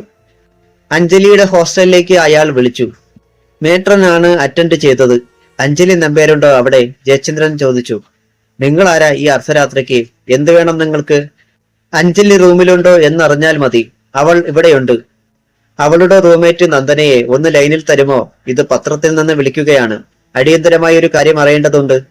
മേട്രൻ മനസ്സില്ലാ മനസ്സോടെ ഹോൾഡ് ചെയ്യാൻ പറഞ്ഞിട്ട് നന്ദനയെ വിളിച്ചുണർത്തിക്കൊണ്ടുവന്നു. നന്ദന റിസീവർ എടുത്തു. Yes, Nandana speaking. Hello Nandana, Anand പറഞ്ഞിട്ട് വിളിക്കുകയാണ് ഞാൻ. പത്രത്തിൽ നിന്ന് എന്തുണ്ട് ന്യൂസ്? ഒന്നുമില്ല. അഞ്ജലി ഉണ്ടോ റൂമിൽ? ഉണ്ടല്ലോ. ഉണ്ടെന്നോ? ഉറക്കമോ അത് ഉണർന്നിരിക്കുകയോ? കൂർക്കം വലിച്ചുറങ്ങുകയാണ്. അഞ്ജലി രാത്രി മുറിവിട്ടിറങ്ങി പോയതേ ഇല്ലേ? ഇല്ല. നന്ദന ഉറങ്ങിയോ? അല്പം മുമ്പ് ഒന്ന് മയങ്ങി. എന്താ സാർ? നത്തിങ്. ബുദ്ധിമുട്ടിച്ചതിൽ ക്ഷമിക്കുക. പോയി കിടന്നോളൂ. താങ്ക്സ്. നന്ദന തെല്ല് പരിഭ്രമത്തോടെ റിസീവർ വെച്ചിട്ട് മേട്രനെ നോക്കി. സോറി മാഡം എന്ന് പറഞ്ഞു. പിന്നെ നേരെ മുറിയിലേക്ക് ചെന്നു. കറണ്ട് ഇനിയും വന്നിട്ടില്ല. നന്ദന തീപ്പെട്ടിക്കൊള്ളി ഉരച്ചു നോക്കി. അഞ്ജലി കിടക്കയിലുണ്ട്. പൂണ്ട ഉറക്കം. ഇവളെ ചുറ്റിപ്പറ്റി എന്തൊക്കെ നിഗൂഢതകളാണ്, എന്തൊക്കെ തെറ്റിദ്ധാരണകളാണ്. തീപ്പെട്ടിക്കൊള്ളി അണഞ്ഞു. മുറിയിൽ വീണ്ടും ഇരുട്ട് നിറഞ്ഞു. രാവിലെ നന്ദന വൈകിയാണ് ഉണർന്നത്. വാച്ചിൽ നോക്കിയപ്പോൾ 7 മണി. താമസിച്ച് കിടന്നതുകൊണ്ട് പുലർന്നത് അറിഞ്ഞില്ല. എന്നും കാലത്തെഴുന്നേൽക്കാറുള്ള അഞ്ജലിയും നല്ല ഉറക്കം. അഞ്ജു, ഏയ് അഞ്ജു. നന്ദന അവളെ കുലുക്കി വിളിച്ചു. അഞ്ജലി ഞരങ്ങിക്കൊണ്ട് ഒന്ന് തിരിഞ്ഞു കിടന്നു. എടോ, ഒന്ന് എഴുന്നേൽക്ക്. സമയമെന്താ എന്നാ നിന്റെ വിചാരം? 7:30 മണി. അഞ്ജലി കണ്ണുകൾ തിരുമ്മി തുറന്നു. 7:30 മണിയോ? ആ, ശോ, അറിഞ്ഞില്ല. എനിക്കൊന്നുകൂടി മൂടി പുതച്ചു കിടന്ന് ഉറങ്ങാനാ തോന്നുന്നത്. നല്ല ക്ഷീണം, നല്ല സുഖം. തന്റെ കണ്ണെന്താ കലങ്ങിയിരിക്കുന്നത്? ഉറക്കം വിളിച്ച പോലെ. രാത്രിയിൽ താൻ മോട്ടിക്കാനോ മറ്റോ പോയോ? അഞ്ജലി എഴുന്നേറ്റു. അവർ പല്ല് ബ്രഷ് ചെയ്തുകൊണ്ടിരുന്നപ്പോൾ രേഖ വന്ന് പറഞ്ഞു. അഞ്ജലിക്കൊരു വിസിറ്റർ. പഴയ കക്ഷി തന്നെ. നന്ദനയോടും ചെല്ലാൻ പറഞ്ഞിട്ടുണ്ട്. ആഹാ, ഇവിടെ മുഖം കഴുകി വരുന്നതേയുള്ളോ? എഴുന്നേൽക്കാൻ വൈകിപ്പോയി ചേച്ചി. ആ, ചെല്ല് ചെല്ല്. അഞ്ജലിയും നന്ദനയും പാർലറിൽ ചെന്നപ്പോൾ ആനന്ദ് അക്ഷമനായി കാത്തു നിൽപ്പുണ്ട്. മുഷിഞ്ഞുലഞ്ഞ വേഷം, പാറിപ്പറന്ന മുടി, ക്ഷീണിച്ച മുഖം. രാത്രിയിൽ ഉറങ്ങിയിട്ടില്ലെന്ന് കണ്ണു കണ്ടാൽ അറിയാം. Good morning Anand, Nandana wish ചെയ്തു. എനിക്ക് ഗുഡ് മോർണിംഗ് അല്ല പറയാൻ തോന്നുന്നത്. ആനന്ദ് പിറുപിറുത്തു. എവിടെ പോയിട്ട് വരുവാ? ഒരുമാതിരി പ്രാന്തനെ പോലെ അഞ്ജലി ചോദിച്ചു. ആനന്ദ് ഷോൾഡർ ബാഗിൽ നിന്ന് 2 പത്രമെടുത്ത് 2 പേർക്കും കൊടുത്തു. മുൻപേജിലെ വാർത്തയും ചൂണ്ടിക്കാണിച്ചു. അമലക്കേസിലെ പ്രതികളെ അജ്ഞാത യുവതി വെടിവെച്ചു കൊന്നു. തലവാചകം വായിച്ചതും നന്ദനയുടെ മുഖം വെള്ളക്കടലാസ് കണക്കെ വിളറി. അവൾ ആനന്ദിനെ പകച്ചു നോക്കി. എന്നാൽ അഞ്ജലിയാകട്ടെ സാഗോതം വാർത്തയുടെ വിശദാംശങ്ങളിലേക്ക് കടക്കുകയായിരുന്നു. മതി വായിച്ചത്, കണ്ടമാനം അഭിനയിക്കേണ്ട. ആനന്ദ് പേപ്പർ തട്ടിപ്പറിച്ചു. അഞ്ജലി ഞെട്ടിപ്പോയി. അഭിനയിച്ചെന്നോ? അതെ, മനസ്സിലായില്ലേ? പറഞ്ഞതുപോലെ തന്നെ ചെയ്തില്ലേ? എന്തു ചെയ്തെന്ന്? അഞ്ജലി പരിഭ്രമിച്ചു. തെളിച്ചു പറ ആനന്ദ്. നീയല്ലേ ഈ 4 പേരെയും വെടിവെച്ചു കൊന്നത്? ഇന്നലെ രാത്രിയില്. ആനന്ദ് പൊട്ടിത്തെറിച്ചു. അഞ്ജലി സ്തബ്ധയായിപ്പോയി. അവൾ നന്ദനയെ നോക്കി, പിന്നെ ആനന്ദിനെ. ഞാനോ? അവൾ സ്വയം നെഞ്ചിൽ തൊട്ട് ചോദിച്ചു. നീ തന്നെ. കള്ളക്കളി ഇനി എന്റെ അടുത്ത് വേണ്ട. എനിക്കുറപ്പായി നീ തന്നെയാ ചെയ്തത്. ഞാനവിടെ വേണമെങ്കിലും ആണായിട്ട് പറയാം. ഈ 4 പേരെയും വെടിവെച്ച് കൊല്ലുകയാണ് വേണ്ടതെന്ന് ഇന്നലെ നീ പറഞ്ഞു. രാത്രിയിൽ അത് ഭംഗിയായി ചെയ്യുകയും ചെയ്തു. ആനന്ദ് ചീറുകയായിരുന്നു. അഞ്ജലിക്ക് കരച്ചിൽ വന്നു. കള്ളക്കണ്ണീര് കാണിക്കല്ലേടി, നീയാണ് ഇവരെ വെടിവെച്ച് കൊന്നത്, തെളിവുണ്ട്. നന്ദനെ, ഇവരെ വെടിവെച്ച് കൊല്ലേണ്ടതാണെന്ന് ഇന്നലെ ഇവൾ പറഞ്ഞില്ലേ? ഉവ്വെന്ന് അവൾ തലയാട്ടി. അതുകൊണ്ട്? അഞ്ജലി ചോദിച്ചു. അതുകൊണ്ട് ഞാനാണ് കൊന്നതെന്ന് വരുമോ? നീയല്ലാതെ ആരും അത് ചെയ്യുകയില്ല. ഈ ഭൂമിയിൽ അത് ചെയ്യാൻ നിന്നെ കൊണ്ട് മാത്രമേ പറ്റൂ. നീയൊരു കൊലപാതകയാണ്, രാത്രിയുടെ മറവിൽ ഇര തേടി ഇറങ്ങുന്ന രക്ഷസ്. അഞ്ജലിയുടെ മുഖം മുറുകി, കണ്ണുകൾ ഇടുങ്ങി. മതി അലറിയത്. ഒന്നുകിൽ ഈ ഭ്രാന്ത് പറച്ചിൽ നിർത്തുക, അല്ലെങ്കിൽ ഇറങ്ങിപ്പോവുക. ഭ്രാന്ത് പറച്ചിലോ? നീ ചെയ്തതോ? Anand, please get out. Anjali പുറത്തേക്ക് കൈചൂണ്ടി ആക്രോശിച്ചു. അവളുടെ കണ്ണും മുഖവും വല്ലാതെ ജ്വലിച്ചു. ആനന്ദ് ഒരക്ഷരം മിണ്ടാതെ പിന്നോക്കം നീങ്ങി. അധ്യായം 27. അജ്ഞാത യുവതി അമല കൊലക്കേസിൽ കോടതി വെറുതെ വിട്ട 4 പ്രതികളെ വെടിവെച്ച് കൊലപ്പെടുത്തി എന്ന വാർത്ത വലിയ കോളിളക്കം സൃഷ്ടിച്ചു. പോലീസ് അജ്ഞാത യുവതിയെ തേടി പരക്കം പാഞ്ഞു. അവർക്ക് അടങ്ങിയിരിക്കാനൊക്കുകയില്ല. എസ് പിയുടെയും മുൻ മന്ത്രിയുടെയും അബ്കാരി കോൺട്രാക്ടറുടെയൊക്കെ ഓമനകളാണ് കൊല്ലപ്പെട്ടിരിക്കുന്നത്. 2 വർഷം മുമ്പ് അതിക്രൂരമായ കൂട്ടബലാത്സംഗത്തിനിരയായി മരിച്ച അമലയുടെ ബന്ധുക്കളെയാണ് പോലീസ് ആദ്യം നോട്ടമിട്ടത്. കാരണം ഈ കൂട്ടക്കൊലപാതകം ഒരു പ്രതികാര നടപടിയാണെന്ന കാര്യത്തിൽ പോലീസിന് സംശയമേ ഉണ്ടായിരുന്നില്ല. 4 പ്രതികളെയും കോടതി വെറുതെ വിട്ടതിലുള്ള പക അവർ തീർക്കുകയായിരുന്നുവെന്ന് പോലീസ് വിശ്വസിച്ചു. എന്നാൽ പോലീസിന്റെ അന്വേഷണം ആരംഭത്തിൽ തന്നെ വഴിമുട്ടി. കൊല്ലപ്പെട്ട അമലയ്ക്ക് ഭർത്താവും പ്രായമായ അച്ഛനും അമ്മയും മാത്രമേ ഉള്ളൂ. സഹോദരങ്ങളില്ല, മറ്റ് അടുത്ത ബന്ധുക്കളുമില്ല.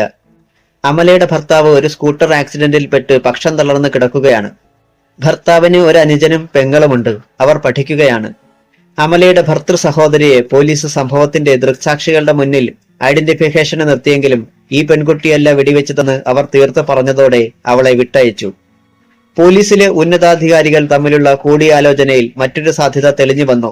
ഒരേയൊരു പത്രം മാത്രമേ ഈ കൊലപാതകങ്ങൾ റിപ്പോർട്ട് ചെയ്തിട്ടുള്ളൂ. വാർത്ത അച്ചടിച്ചു വന്ന പത്രത്തിന് നേരത്തെ തന്നെ സൂചന കിട്ടിയിട്ടുണ്ടാവണം.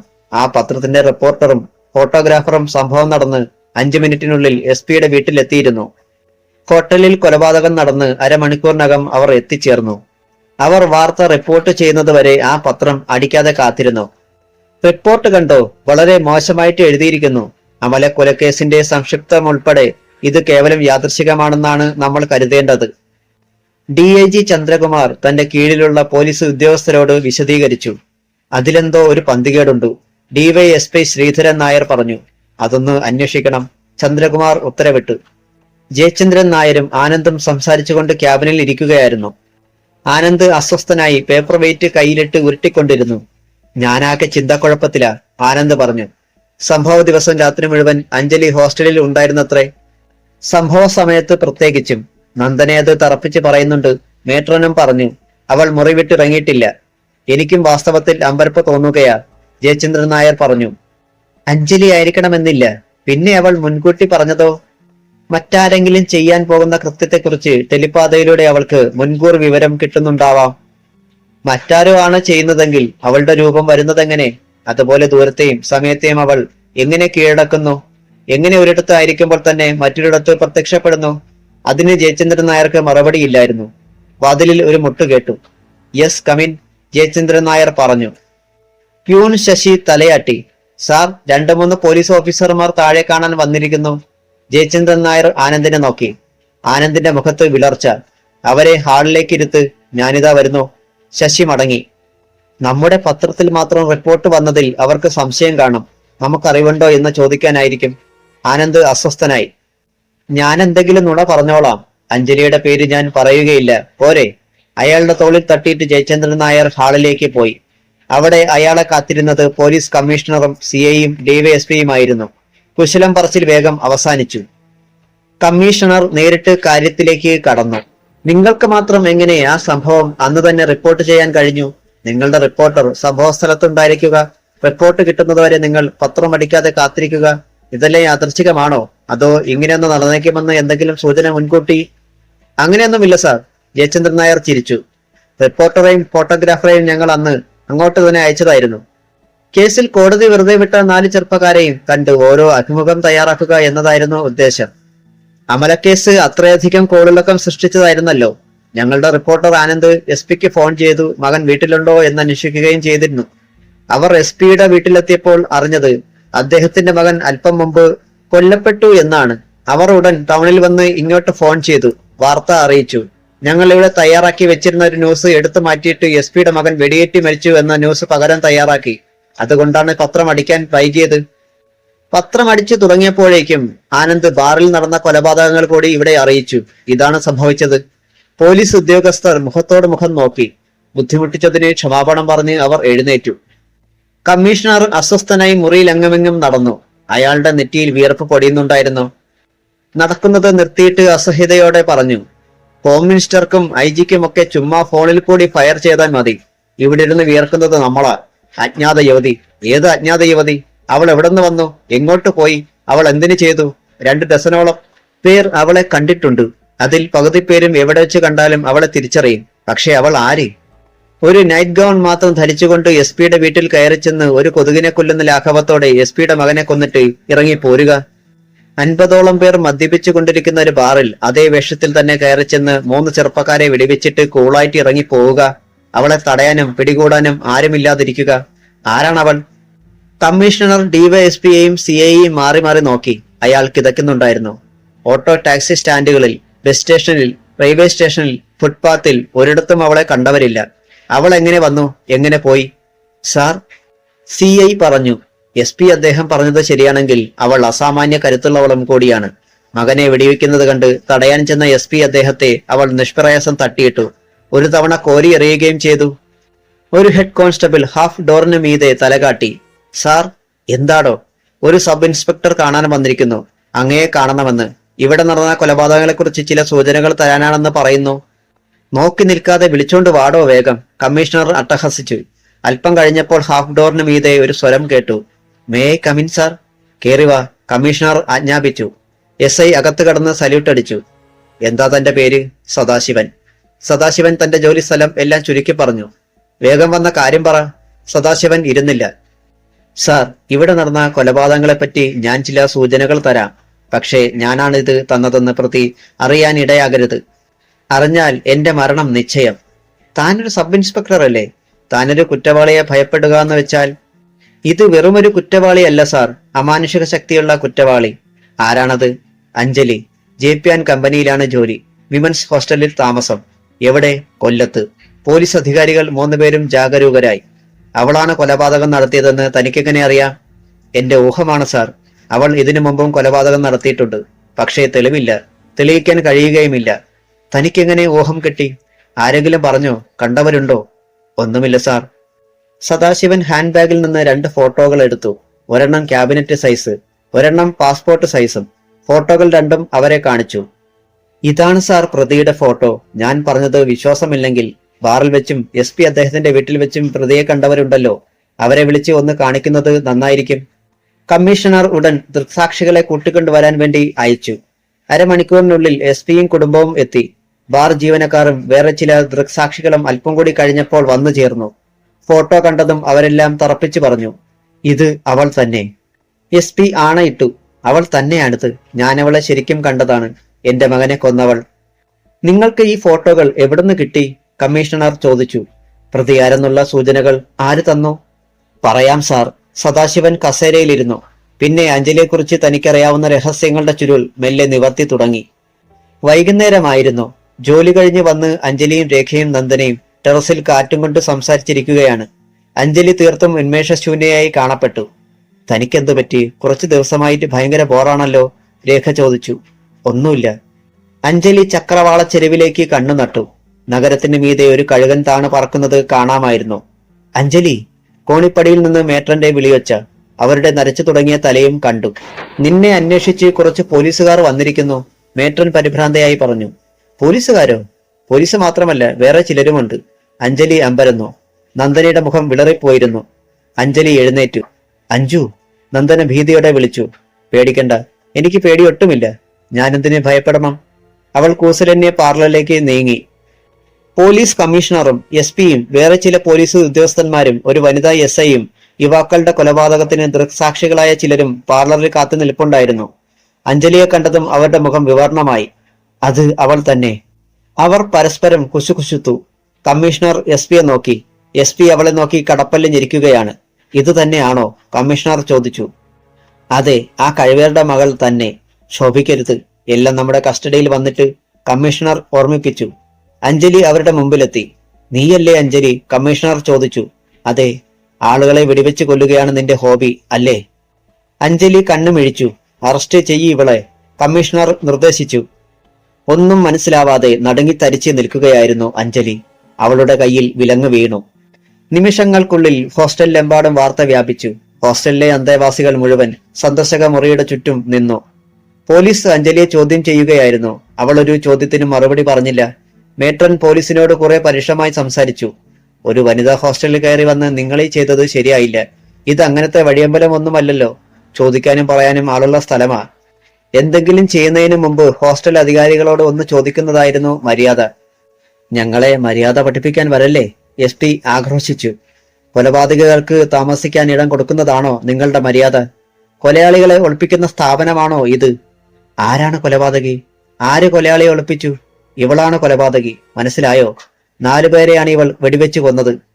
മേട്രൻ വിളറി. 4 പേരെ? എന്താ വിശ്വാസം വരുന്നില്ലേ? എന്റെ വീട്ടിൽ കയറി വന്ന് TV കണ്ടുകൊണ്ടിരുന്ന എന്റെ മകനെ എന്റെ സർവീസ് റിവോൾവർ കൊണ്ട് ഇവൾ വെടിവെച്ച് വീഴ്ത്തി. ഞാൻ ദൃക്സാക്ഷിയാണ്. അതിനുശേഷം ഇവൾ ഒരു ബാറിൽ മദ്യപിച്ചു കൊണ്ടിരുന്ന 3 ചെറുപ്പക്കാരെ നിർദ്ദയം വെടിവെച്ച് കൊന്നു. ഈ നിൽക്കുന്നവർ അതിന് ദൃക്സാക്ഷികളാണ്. മേട്രൻ അവിശ്വസനീയതയോടെ അയാളെ തുറച്ചു നോക്കി. പച്ച കള്ളമാണത്. ഇത് വിശ്വസിക്കല്ലേ? അഞ്ജലി പൊട്ടിക്കരഞ്ഞുകൊണ്ട് പറഞ്ഞു. മിണ്ടരുത് നീ. എന്നാണ് ഈ സംഭവം? ഇക്കഴിഞ്ഞ ചൊവ്വാഴ്ച രാത്രിയിൽ 9-നും 11-നും ഇടയ്ക്ക്. ചൊവ്വാഴ്ചയോ? അന്ന് വർക്കിംഗ് ഡേ ആയിരുന്നല്ലോ. അഞ്ജലി സന്ധ്യയ്ക്ക് ശേഷം എവിടെയും പോയിട്ടുമില്ല. വിശദീകരണമൊന്നും കേൾക്കണ്ട. ഇവൾ കൊലപാതകം നടത്തിയതിന് ഞാൻ ഉൾപ്പെടെ ഒരു ഡസനോളം ദൃക്സാക്ഷികളുണ്ട്. അഞ്ജലിയുടെ റൂംമേറ്റിനെ വിളിച്ചു ചോദിക്കാമല്ലോ. മേട്രൻ നന്ദനെ വിളിച്ചുകൊണ്ടുവന്നു. അഞ്ജലിയും ഇവളും ഒരേ മുറിയിലാ താമസം, മേട്രൻ അറിയിച്ചു. കഴിഞ്ഞ ചൊവ്വാഴ്ച രാത്രി അഞ്ജലി മുറിയിലുണ്ടായിരുന്നോ? SP ചോദിച്ചു. പൂവ്. എപ്പോൾ മുതൽ എപ്പോൾ വരെ? വൈകിട്ട് 6 മണി മുതൽ നേരം വെളുത്ത് 9 മണി വരെ. അതിനിടയ്ക്ക് അവൾ പുറത്തു പോയിട്ടേയില്ല. 12 മണി കഴിഞ്ഞാണ് ഞാൻ ഉറങ്ങിയത്. അതുവരെ അവൾ അടുത്ത കട്ടിലിൽ കിടപ്പുണ്ടായിരുന്നു. നുണയാണ് ഇവൾ പറയുന്നത്. ഞാൻ വിശ്വസിക്കില്ല. ഞങ്ങൾക്ക് അഞ്ജലിയുടെ മുറി പരിശോധിക്കണം, SP പറഞ്ഞു. കൊല്ലാൻ ഉപയോഗിച്ച ആയുധം എവിടെയാണ് അവൾ ഒളിപ്പിച്ചു വെച്ചിരിക്കുന്നതെന്ന് കണ്ടുപിടിക്കണം ഞങ്ങൾക്ക്. വേറെ ചില തെളിവുകളും കിട്ടാനുണ്ട്. പോലീസ് സംഘം അഞ്ജലിയുടെ റൂം സെർച്ച് ചെയ്തു. ഹാങ്കറിൽ നിന്നൊരു നൈറ്റി വലിച്ചെടുത്തിട്ട് സാക്ഷികളിൽ ഒരാൾ പറഞ്ഞു, അന്ന് ബാറിൽ വെച്ച് കൊല്ലാൻ ധരിച്ച വേഷമായത്. അതേ നൈറ്റി. അയാളോടൊപ്പം ഉണ്ടായിരുന്നവരെല്ലാം ആ പ്രസ്താവം ശരിയാണെന്ന് സമ്മതിച്ചു. ഇതേ നൈറ്റി ധരിച്ചുകൊണ്ട് എന്റെ മകനെ കൊല്ലാനും ഇവൾ വന്നത്. യാതൊരു സംശയമില്ലെനിക്ക്, SP പറഞ്ഞു. ഈ വേഷമല്ലേടി അന്ന് രാത്രിയിൽ നീ അണിഞ്ഞിരുന്നത്? അല്ലെന്ന് പറയാമോ നിനക്ക്? ധൈര്യമുണ്ടോ നിനക്കതിന്? ചൊവ്വാഴ്ച ഞാൻ ഇതേ ഡ്രസ്സാണ് ധരിച്ചിരുന്നത്, അഞ്ജലി സമ്മതിച്ചു. SP അവളുടെ കൂട്ടുകാരായ രേഖയെയും നന്ദനെയും കൂടുതൽ ചോദ്യം ചെയ്തു. മറ്റുള്ള അന്തേവാസികളും ഏകസ്വരത്തിൽ ഇത് തന്നെ പറഞ്ഞു. അന്ന് രാത്രിയിൽ അഞ്ജലി ഹോസ്റ്റലിൽ ഉണ്ടായിരുന്നു. മെസ്സിൽ അവളെ കണ്ടവരാണ് അവരെല്ലാം. എന്നാൽ അഞ്ജലി ഇതേ ഗൗൺ തന്നെയാണ് അണിഞ്ഞിരുന്നതെന്ന കാര്യത്തിലും അവർ ഏകാഭിപ്രായക്കാരായിരുന്നു. ഏതായാലും SP ചന്ദ്രശേഖരന്റെ നേതൃത്വത്തിൽ വന്ന പോലീസ് പിന്തിരിയാൻ കൂട്ടാക്കിയില്ല. അവരെ സംബന്ധിച്ചിടത്തോളം പ്രതി കുടുങ്ങിക്കഴിഞ്ഞു, എല്ലാ തെളിവുകളോടും കൂടി. സംഭവ സമയത്ത് പ്രതി അണിഞ്ഞിരുന്ന വസ്ത്രം പോലും തിരിച്ചറിഞ്ഞിരിക്കുന്നു. പോലീസ് അപ്പോൾ തന്നെ അഞ്ജലിയെ വാനിൽ കയറ്റി എറണാകുളത്തേക്ക് പോയി. വാർത്ത വളരെ വേഗം വ്യാപിച്ചു. SP-യുടെയും മുൻ മന്ത്രിമാരുടെയും മക്കൾ ഉൾപ്പെടെ 4 യുവാക്കളെ നിർദ്ദയം വെടിവെച്ചു കൊന്ന അജ്ഞാത യുവതി പോലീസ് പിടിയിലാണെന്നറിഞ്ഞ് പത്രപ്രതിനിധികളും രാഷ്ട്രീയ നേതാക്കളും പോലീസിലെ ഉന്നതാധികാരികളും കുതിച്ചെത്തി. കരുണാകരൻ നമ്പ്യാർ രാത്രിയിലാണ് വിവരമറിഞ്ഞത്. ഹോസ്റ്റലിൽ നിന്ന് മേട്രൻ ഫോണിൽ വിളിച്ചു പറയുകയായിരുന്നു. പകൽ വിളിക്കാൻ ശ്രമിച്ചപ്പോഴെന്നും ലൈൻ കിട്ടുകയുണ്ടായില്ല. അഞ്ജലി അറസ്റ്റ് ചെയ്യപ്പെട്ട വാർത്തയറിഞ്ഞ് നമ്പ്യാർ മലച്ചിരുന്നു പോയി. കുറെ നിമിഷത്തേക്ക് അയാൾക്ക് ശ്വാസം വിടാൻ പോലും ആയില്ല. ഫോൺ വെച്ചിട്ട് അയാൾ വെച്ച് എഴുന്നേറ്റ് മുറിയിൽ കടന്നു. അയാൾ വേഷം മാറുന്നത് കണ്ട് സുമതിക്കുട്ടിയമ്മ ആശ്ചര്യപ്പെട്ടു. എങ്ങോട്ടാ ഈ രാത്രിയില്? എറണാകുളം വരെ പോകണം, പരവശമായ സ്വരത്തിൽ അയാൾ പറഞ്ഞു. എന്തോ വലിയ കുഴപ്പമുണ്ടെന്ന് സുമതിക്കുട്ടിയമ്മയ്ക്ക് മനസ്സിലായി. മുഖവും നോട്ടവും വല്ലാതെ കടുത്തു പോയിരിക്കുന്നു. എന്തുപറ്റി? പറയണോ വേണ്ടയോ എന്ന് നമ്പ്യാർ ഒരു നിമിഷം ആലോചിച്ചു. പറഞ്ഞില്ലെങ്കിലും നാളെ പത്രങ്ങൾ മുഖേന അവൾ അറിയും. നമ്മുടെ മോളെ പോലീസ് അറസ്റ്റ് ചെയ്തു. സുമതിക്കുട്ടിയമ്മ നടുക്കമേറ്റ് നിന്നു. അവൾ 4 പേരെ വെടിവെച്ച് കൊന്നു. പത്രത്തിൽ നമ്മൾ വായിച്ചില്ലേ? ആ കൊലപാതകങ്ങൾ നടത്തിയത് നമ്മുടെ മോളാണത്രേ. നീ പേടിക്കണ്ട, ഒരു വലിയ തെറ്റിദ്ധാരണയാവും. അത് തിരുത്തണം. നമ്മുടെ മോളെ രക്ഷിക്കണം. അതിനു വേണ്ടിയാ ഞാൻ പോകുന്നത്. അവളെ രക്ഷിക്കാൻ എന്നെക്കൊണ്ട് പറ്റും സുമതി, നീ വിഷമിക്കണ്ട. രഞ്ജിത്തിനെ വിളിക്ക്, എന്റെ കൂടെ വരാൻ പറയ്. നെഞ്ചു തകരുന്ന വാർത്തയായിരുന്നു അതെങ്കിലും കരുണാകരൻ നമ്പ്യാർ അസാമാന്യ മനസാന്നിധ്യം പ്രകടിപ്പിച്ചു. സുമതിക്കുട്ടിയമ്മ കരഞ്ഞുകൊണ്ടാണ് രഞ്ജിത്തിനെ വിളിക്കാൻ ഓടിയത്. അച്ഛനും മകനും ഉടൻ തന്നെ യാത്ര തിരിച്ചു. കാറിലിരിക്കുമ്പോൾ രഞ്ജിത്ത് ചോദിച്ചു, അച്ഛനിത് വിശ്വസിച്ചിട്ടാണോ ഈ മരണപ്പാച്ചില് പായുന്നേ? നമ്പ്യാർ മകനെ ഒന്ന് നോക്കിയതല്ലാതെ മറുപടി പറഞ്ഞില്ല. ചേച്ചി 4 പേരെ വെടിവെച്ച് കൊന്നുവെന്ന് പറഞ്ഞാൽ ഞാൻ വിശ്വസിക്കില്ല. ചേച്ചിക്കതിന്റെ കാര്യമെന്താ? ഒന്നാമത് ചേച്ചി തോക്ക് കണ്ടിട്ട് കൂടിയില്ല. എറണാകുളത്ത് കിടക്കണ 4 പേരെ മെനക്കെട്ട് ചെന്ന് വെടിവെച്ച് വീഴ്ത്തിയത്രേ. ഇപ്പോഴും ഞാൻ കരുതുന്നേ അച്ഛനെ ഫോളാക്കാൻ വേണ്ടിട്ട് ആരാണ്ട പറഞ്ഞതെന്നാ. പോകുന്ന വഴിക്ക് നമുക്ക് അഡ്വക്കേറ്റ് ഭാസ്കരൻ ഉണ്ണിയെ ഒന്ന് കാണണം, നമ്പ്യാർ പറഞ്ഞു. അതിന്റെയൊക്കെ ആവശ്യമുണ്ടോ അച്ഛ? ചേച്ചി 4 പേരെ കൊന്നെന്നാണോ അച്ഛന്റെ വിചാരം? ഒരുപക്ഷെ അവളായിരിക്കാം. അവൾ നിരപരാധിയുമായിരിക്കാം. അച്ഛാ, ചേച്ചിക്കതിന്റെ അവൾക്കതിൽ അറിഞ്ഞോ അറിയാതെയോ കൈയുണ്ട് രഞ്ജിത്ത്. വെറുതെ പോലീസ് വന്ന് മാനമായിട്ട് ജോലി ചെയ്ത് ഹോസ്റ്റലിൽ കഴിയുന്ന പെൺകുട്ടിയെ അറസ്റ്റ് ചെയ്യുമോ? അച്ഛന്റെ സ്വരത്തിലെ ശാന്തതയും ദൃഢതയും രഞ്ജിത്തിനെ അമ്പരപ്പിച്ചു. അച്ഛന് ശരിക്കും സംശയമുണ്ടെന്നാണോ? ഇത് ആദ്യത്തെ സംഭവമൊന്നുമല്ല. ജയന്തന്റെ കഥ നിനക്കറിയാമല്ലോ. പിന്നെ മാധവൻ കൊലക്കേസ്. അവളൊരു പക്ഷേ കുറ്റക്കാരി അല്ലായിരിക്കും. അവളെ ആർക്കും ശിക്ഷിക്കാനും കഴിയുമെന്ന് തോന്നുന്നില്ല. അഡ്വക്കേറ്റ് ഭാസ്കരൻ ഉണ്ണിയുടെ വീട്ടുമുറ്റത്ത് കാറ് എത്തി. നമ്പ്യാർ ഭാസ്കരൻ ഉണ്ണിയെ കണ്ട് കാര്യങ്ങൾ വിശദമായി ധരിപ്പിച്ചു. ഒരു യക്ഷിക്കഥ കേൾക്കുന്ന കൗതുകത്തോടെ, എന്നാൽ അവിശ്വസനീയതയോടെ ഭാസ്കരൻ ഉണ്ണി കേട്ടിരുന്നു. വക്കീൽ വന്ന് എന്റെ മകളെ ജാമ്യത്തിലിറക്കണം, അവളെ രക്ഷിക്കണം, നമ്പ്യാർ പറഞ്ഞ് അവസാനിപ്പിച്ചു. നിങ്ങളീ പറഞ്ഞതെല്ലാം സത്യമാണെങ്കിൽ അവളെ രക്ഷിക്കാൻ അവൾ തന്നെ ധാരാളം മതിയല്ലോ. പോരാ ഭാസ്കരൻ ഉണ്ണി, അവൾ മറ്റേതൊരു പെണ്ണിനേക്കാൾ നിസ്സഹായയാണ്, ഭീരുവാണ്. ഏതായാലും ഭാസ്കരൻ ഉണ്ണി നമ്പ്യാരോടൊപ്പം ചെല്ലാമെന്ന് സമ്മതിച്ചു. അവർ എറണാകുളത്തെത്തിയപ്പോൾ രാത്രി 1 മണി കഴിഞ്ഞു. അഞ്ജലിയെ കാണാനുള്ള നമ്പ്യാരുടെ ശ്രമമൊന്നും വിജയിച്ചില്ല. അഞ്ജലി എവിടെയാണെന്ന് പോലും അറിയാൻ കഴിഞ്ഞില്ല. പോലീസ് കസ്റ്റഡിയിലാണെന്ന് മാത്രം അറിവായി. നമ്പ്യാർ മകളെക്കുറിച്ച് ഒരെത്തും പിടിയും കിട്ടാതെ നഗരത്തിൽ അലഞ്ഞു തിരിഞ്ഞു. ഈ സമയം വനിതാ പോലീസ് ക്യാമ്പിൽ അഞ്ജലി നിർദ്ദയം ചോദ്യം ചെയ്യപ്പെടുകയായിരുന്നു. വനിതാ പോലീസുകാരെ കൂടാതെ SI-മാരും CI-യും കമ്മീഷണറും SP-യുമെല്ലാം സ്ഥലത്തുണ്ട്. അഞ്ജലിയെ കൊണ്ട് കുറ്റം സമ്മതിപ്പിക്കാൻ അവർ ഹീനമായ അടവുകൾ കൂടി പയറ്റാൻ തയ്യാറായി. എന്നാൽ അഞ്ജലി അചഞ്ചലയായി നിന്നു. SP ചന്ദ്രശേഖർ അവളുടെ മുന്നിൽ കൂടി 4-5 ആവർത്തി നടന്നു. അപ്പോൾ നീയല്ല എന്റെ മകനെ കൊന്നത് അല്ലേടി നായിന്റെ മോളെ? നടക്കുന്നതിനിടയിൽ തന്നെ അയാൾ ചോദിച്ചു. അല്ല. SP പിന്നോക്കം തിരിഞ്ഞ് കൈവീശി അഞ്ജലിയുടെ കവളത്തൊന്ന് പൊട്ടിച്ചു. അഞ്ജലിയുടെ ചുണ്ടും കവളും പൊട്ടി ചോര വാർന്നു. വേച്ചു വീഴാൻ പോയ അവളെ CI താങ്ങി നിർത്തി. ബാറിൽ കയറി വന്ന് 3 പേരെ തട്ടിയത് നീയല്ല അല്ലേടി കൂത്തിച്ചി? അല്ല. വലത്തെ കവളിലും അടിപൊട്ടി. എത്ര ചോദിച്ചാലും നീ സത്യം പറയില്ല അല്ലേടി? നിന്നെക്കൊണ്ട് പറയിക്കാമെന്ന് ഞാനൊന്ന് നോക്കട്ടെ. SP അവളുടെ മുടിക്കുത്തിന് പിടിച്ച് ചുവരോട് ചേർത്ത് നിർത്തി. തല ചുവരിൽ 2-3 ആവർത്തി ഇടിച്ചു. അഞ്ജലിയുടെ കണ്ണിൽ ഇരുട്ടു കയറി. എവിടെയാടി കൊല ചെയ്ത തോക്ക് നീ ഒളിപ്പിച്ചത്? വളരെ ദൂരെ നിന്നാണ് ചോദ്യമെന്ന് അഞ്ജലിക്ക് തോന്നി. കഴുത്തിൽ വിരലുകൾ മുറുകുന്നുണ്ടോ? അമ്മേ, ദാഹിക്കുന്നു. വെള്ളം, ഒരിറ്റ് വെള്ളം. അഴിക്ക് അവളുടെ വേഷം. കിളി പറയുന്ന പോലെ അവൾ പറയും. വനിതാ പോലീസുകാർ അവളുടെ സാരി അഴിക്കാൻ ഒരുമ്പെട്ടു. തോളിൽ നിന്നൂർന്നു വീണ തുമ്പിൽ അഞ്ജലി കയറി പിടിച്ചു. അത് വിടുവിക്കാൻ എത്ര പരിശ്രമിച്ചിട്ടും കഴിയുന്നില്ല. ചന്ദ്രശേഖർ തുമ്പിൽ കടന്നു പിടിച്ച് ഉലച്ചു വലിച്ചു. ഒടുവിൽ തുമ്പ് കീറിപ്പോന്നതല്ലാതെ അഞ്ജലിയുടെ പിടി അയഞ്ഞില്ല. കല്ലിന് കാറ്റ് പിടിച്ചതുപോലെ അനക്കമറ്റ് നിൽക്കുകയാണവൾ. ചന്ദ്രശേഖർ വെറിപൂണ്ട് അവളുടെ മുഖമടച്ച് ഒരടി അടിച്ചു. കല്ലിലടിച്ചാൽ എന്ന പോലെ അയാളുടെ വിരലുകൾ ചതഞ്ഞു. ഒരു ദീനസ്വരം പുറപ്പെടുവിച്ചുകൊണ്ട് അയാൾ കൈ കുടഞ്ഞു.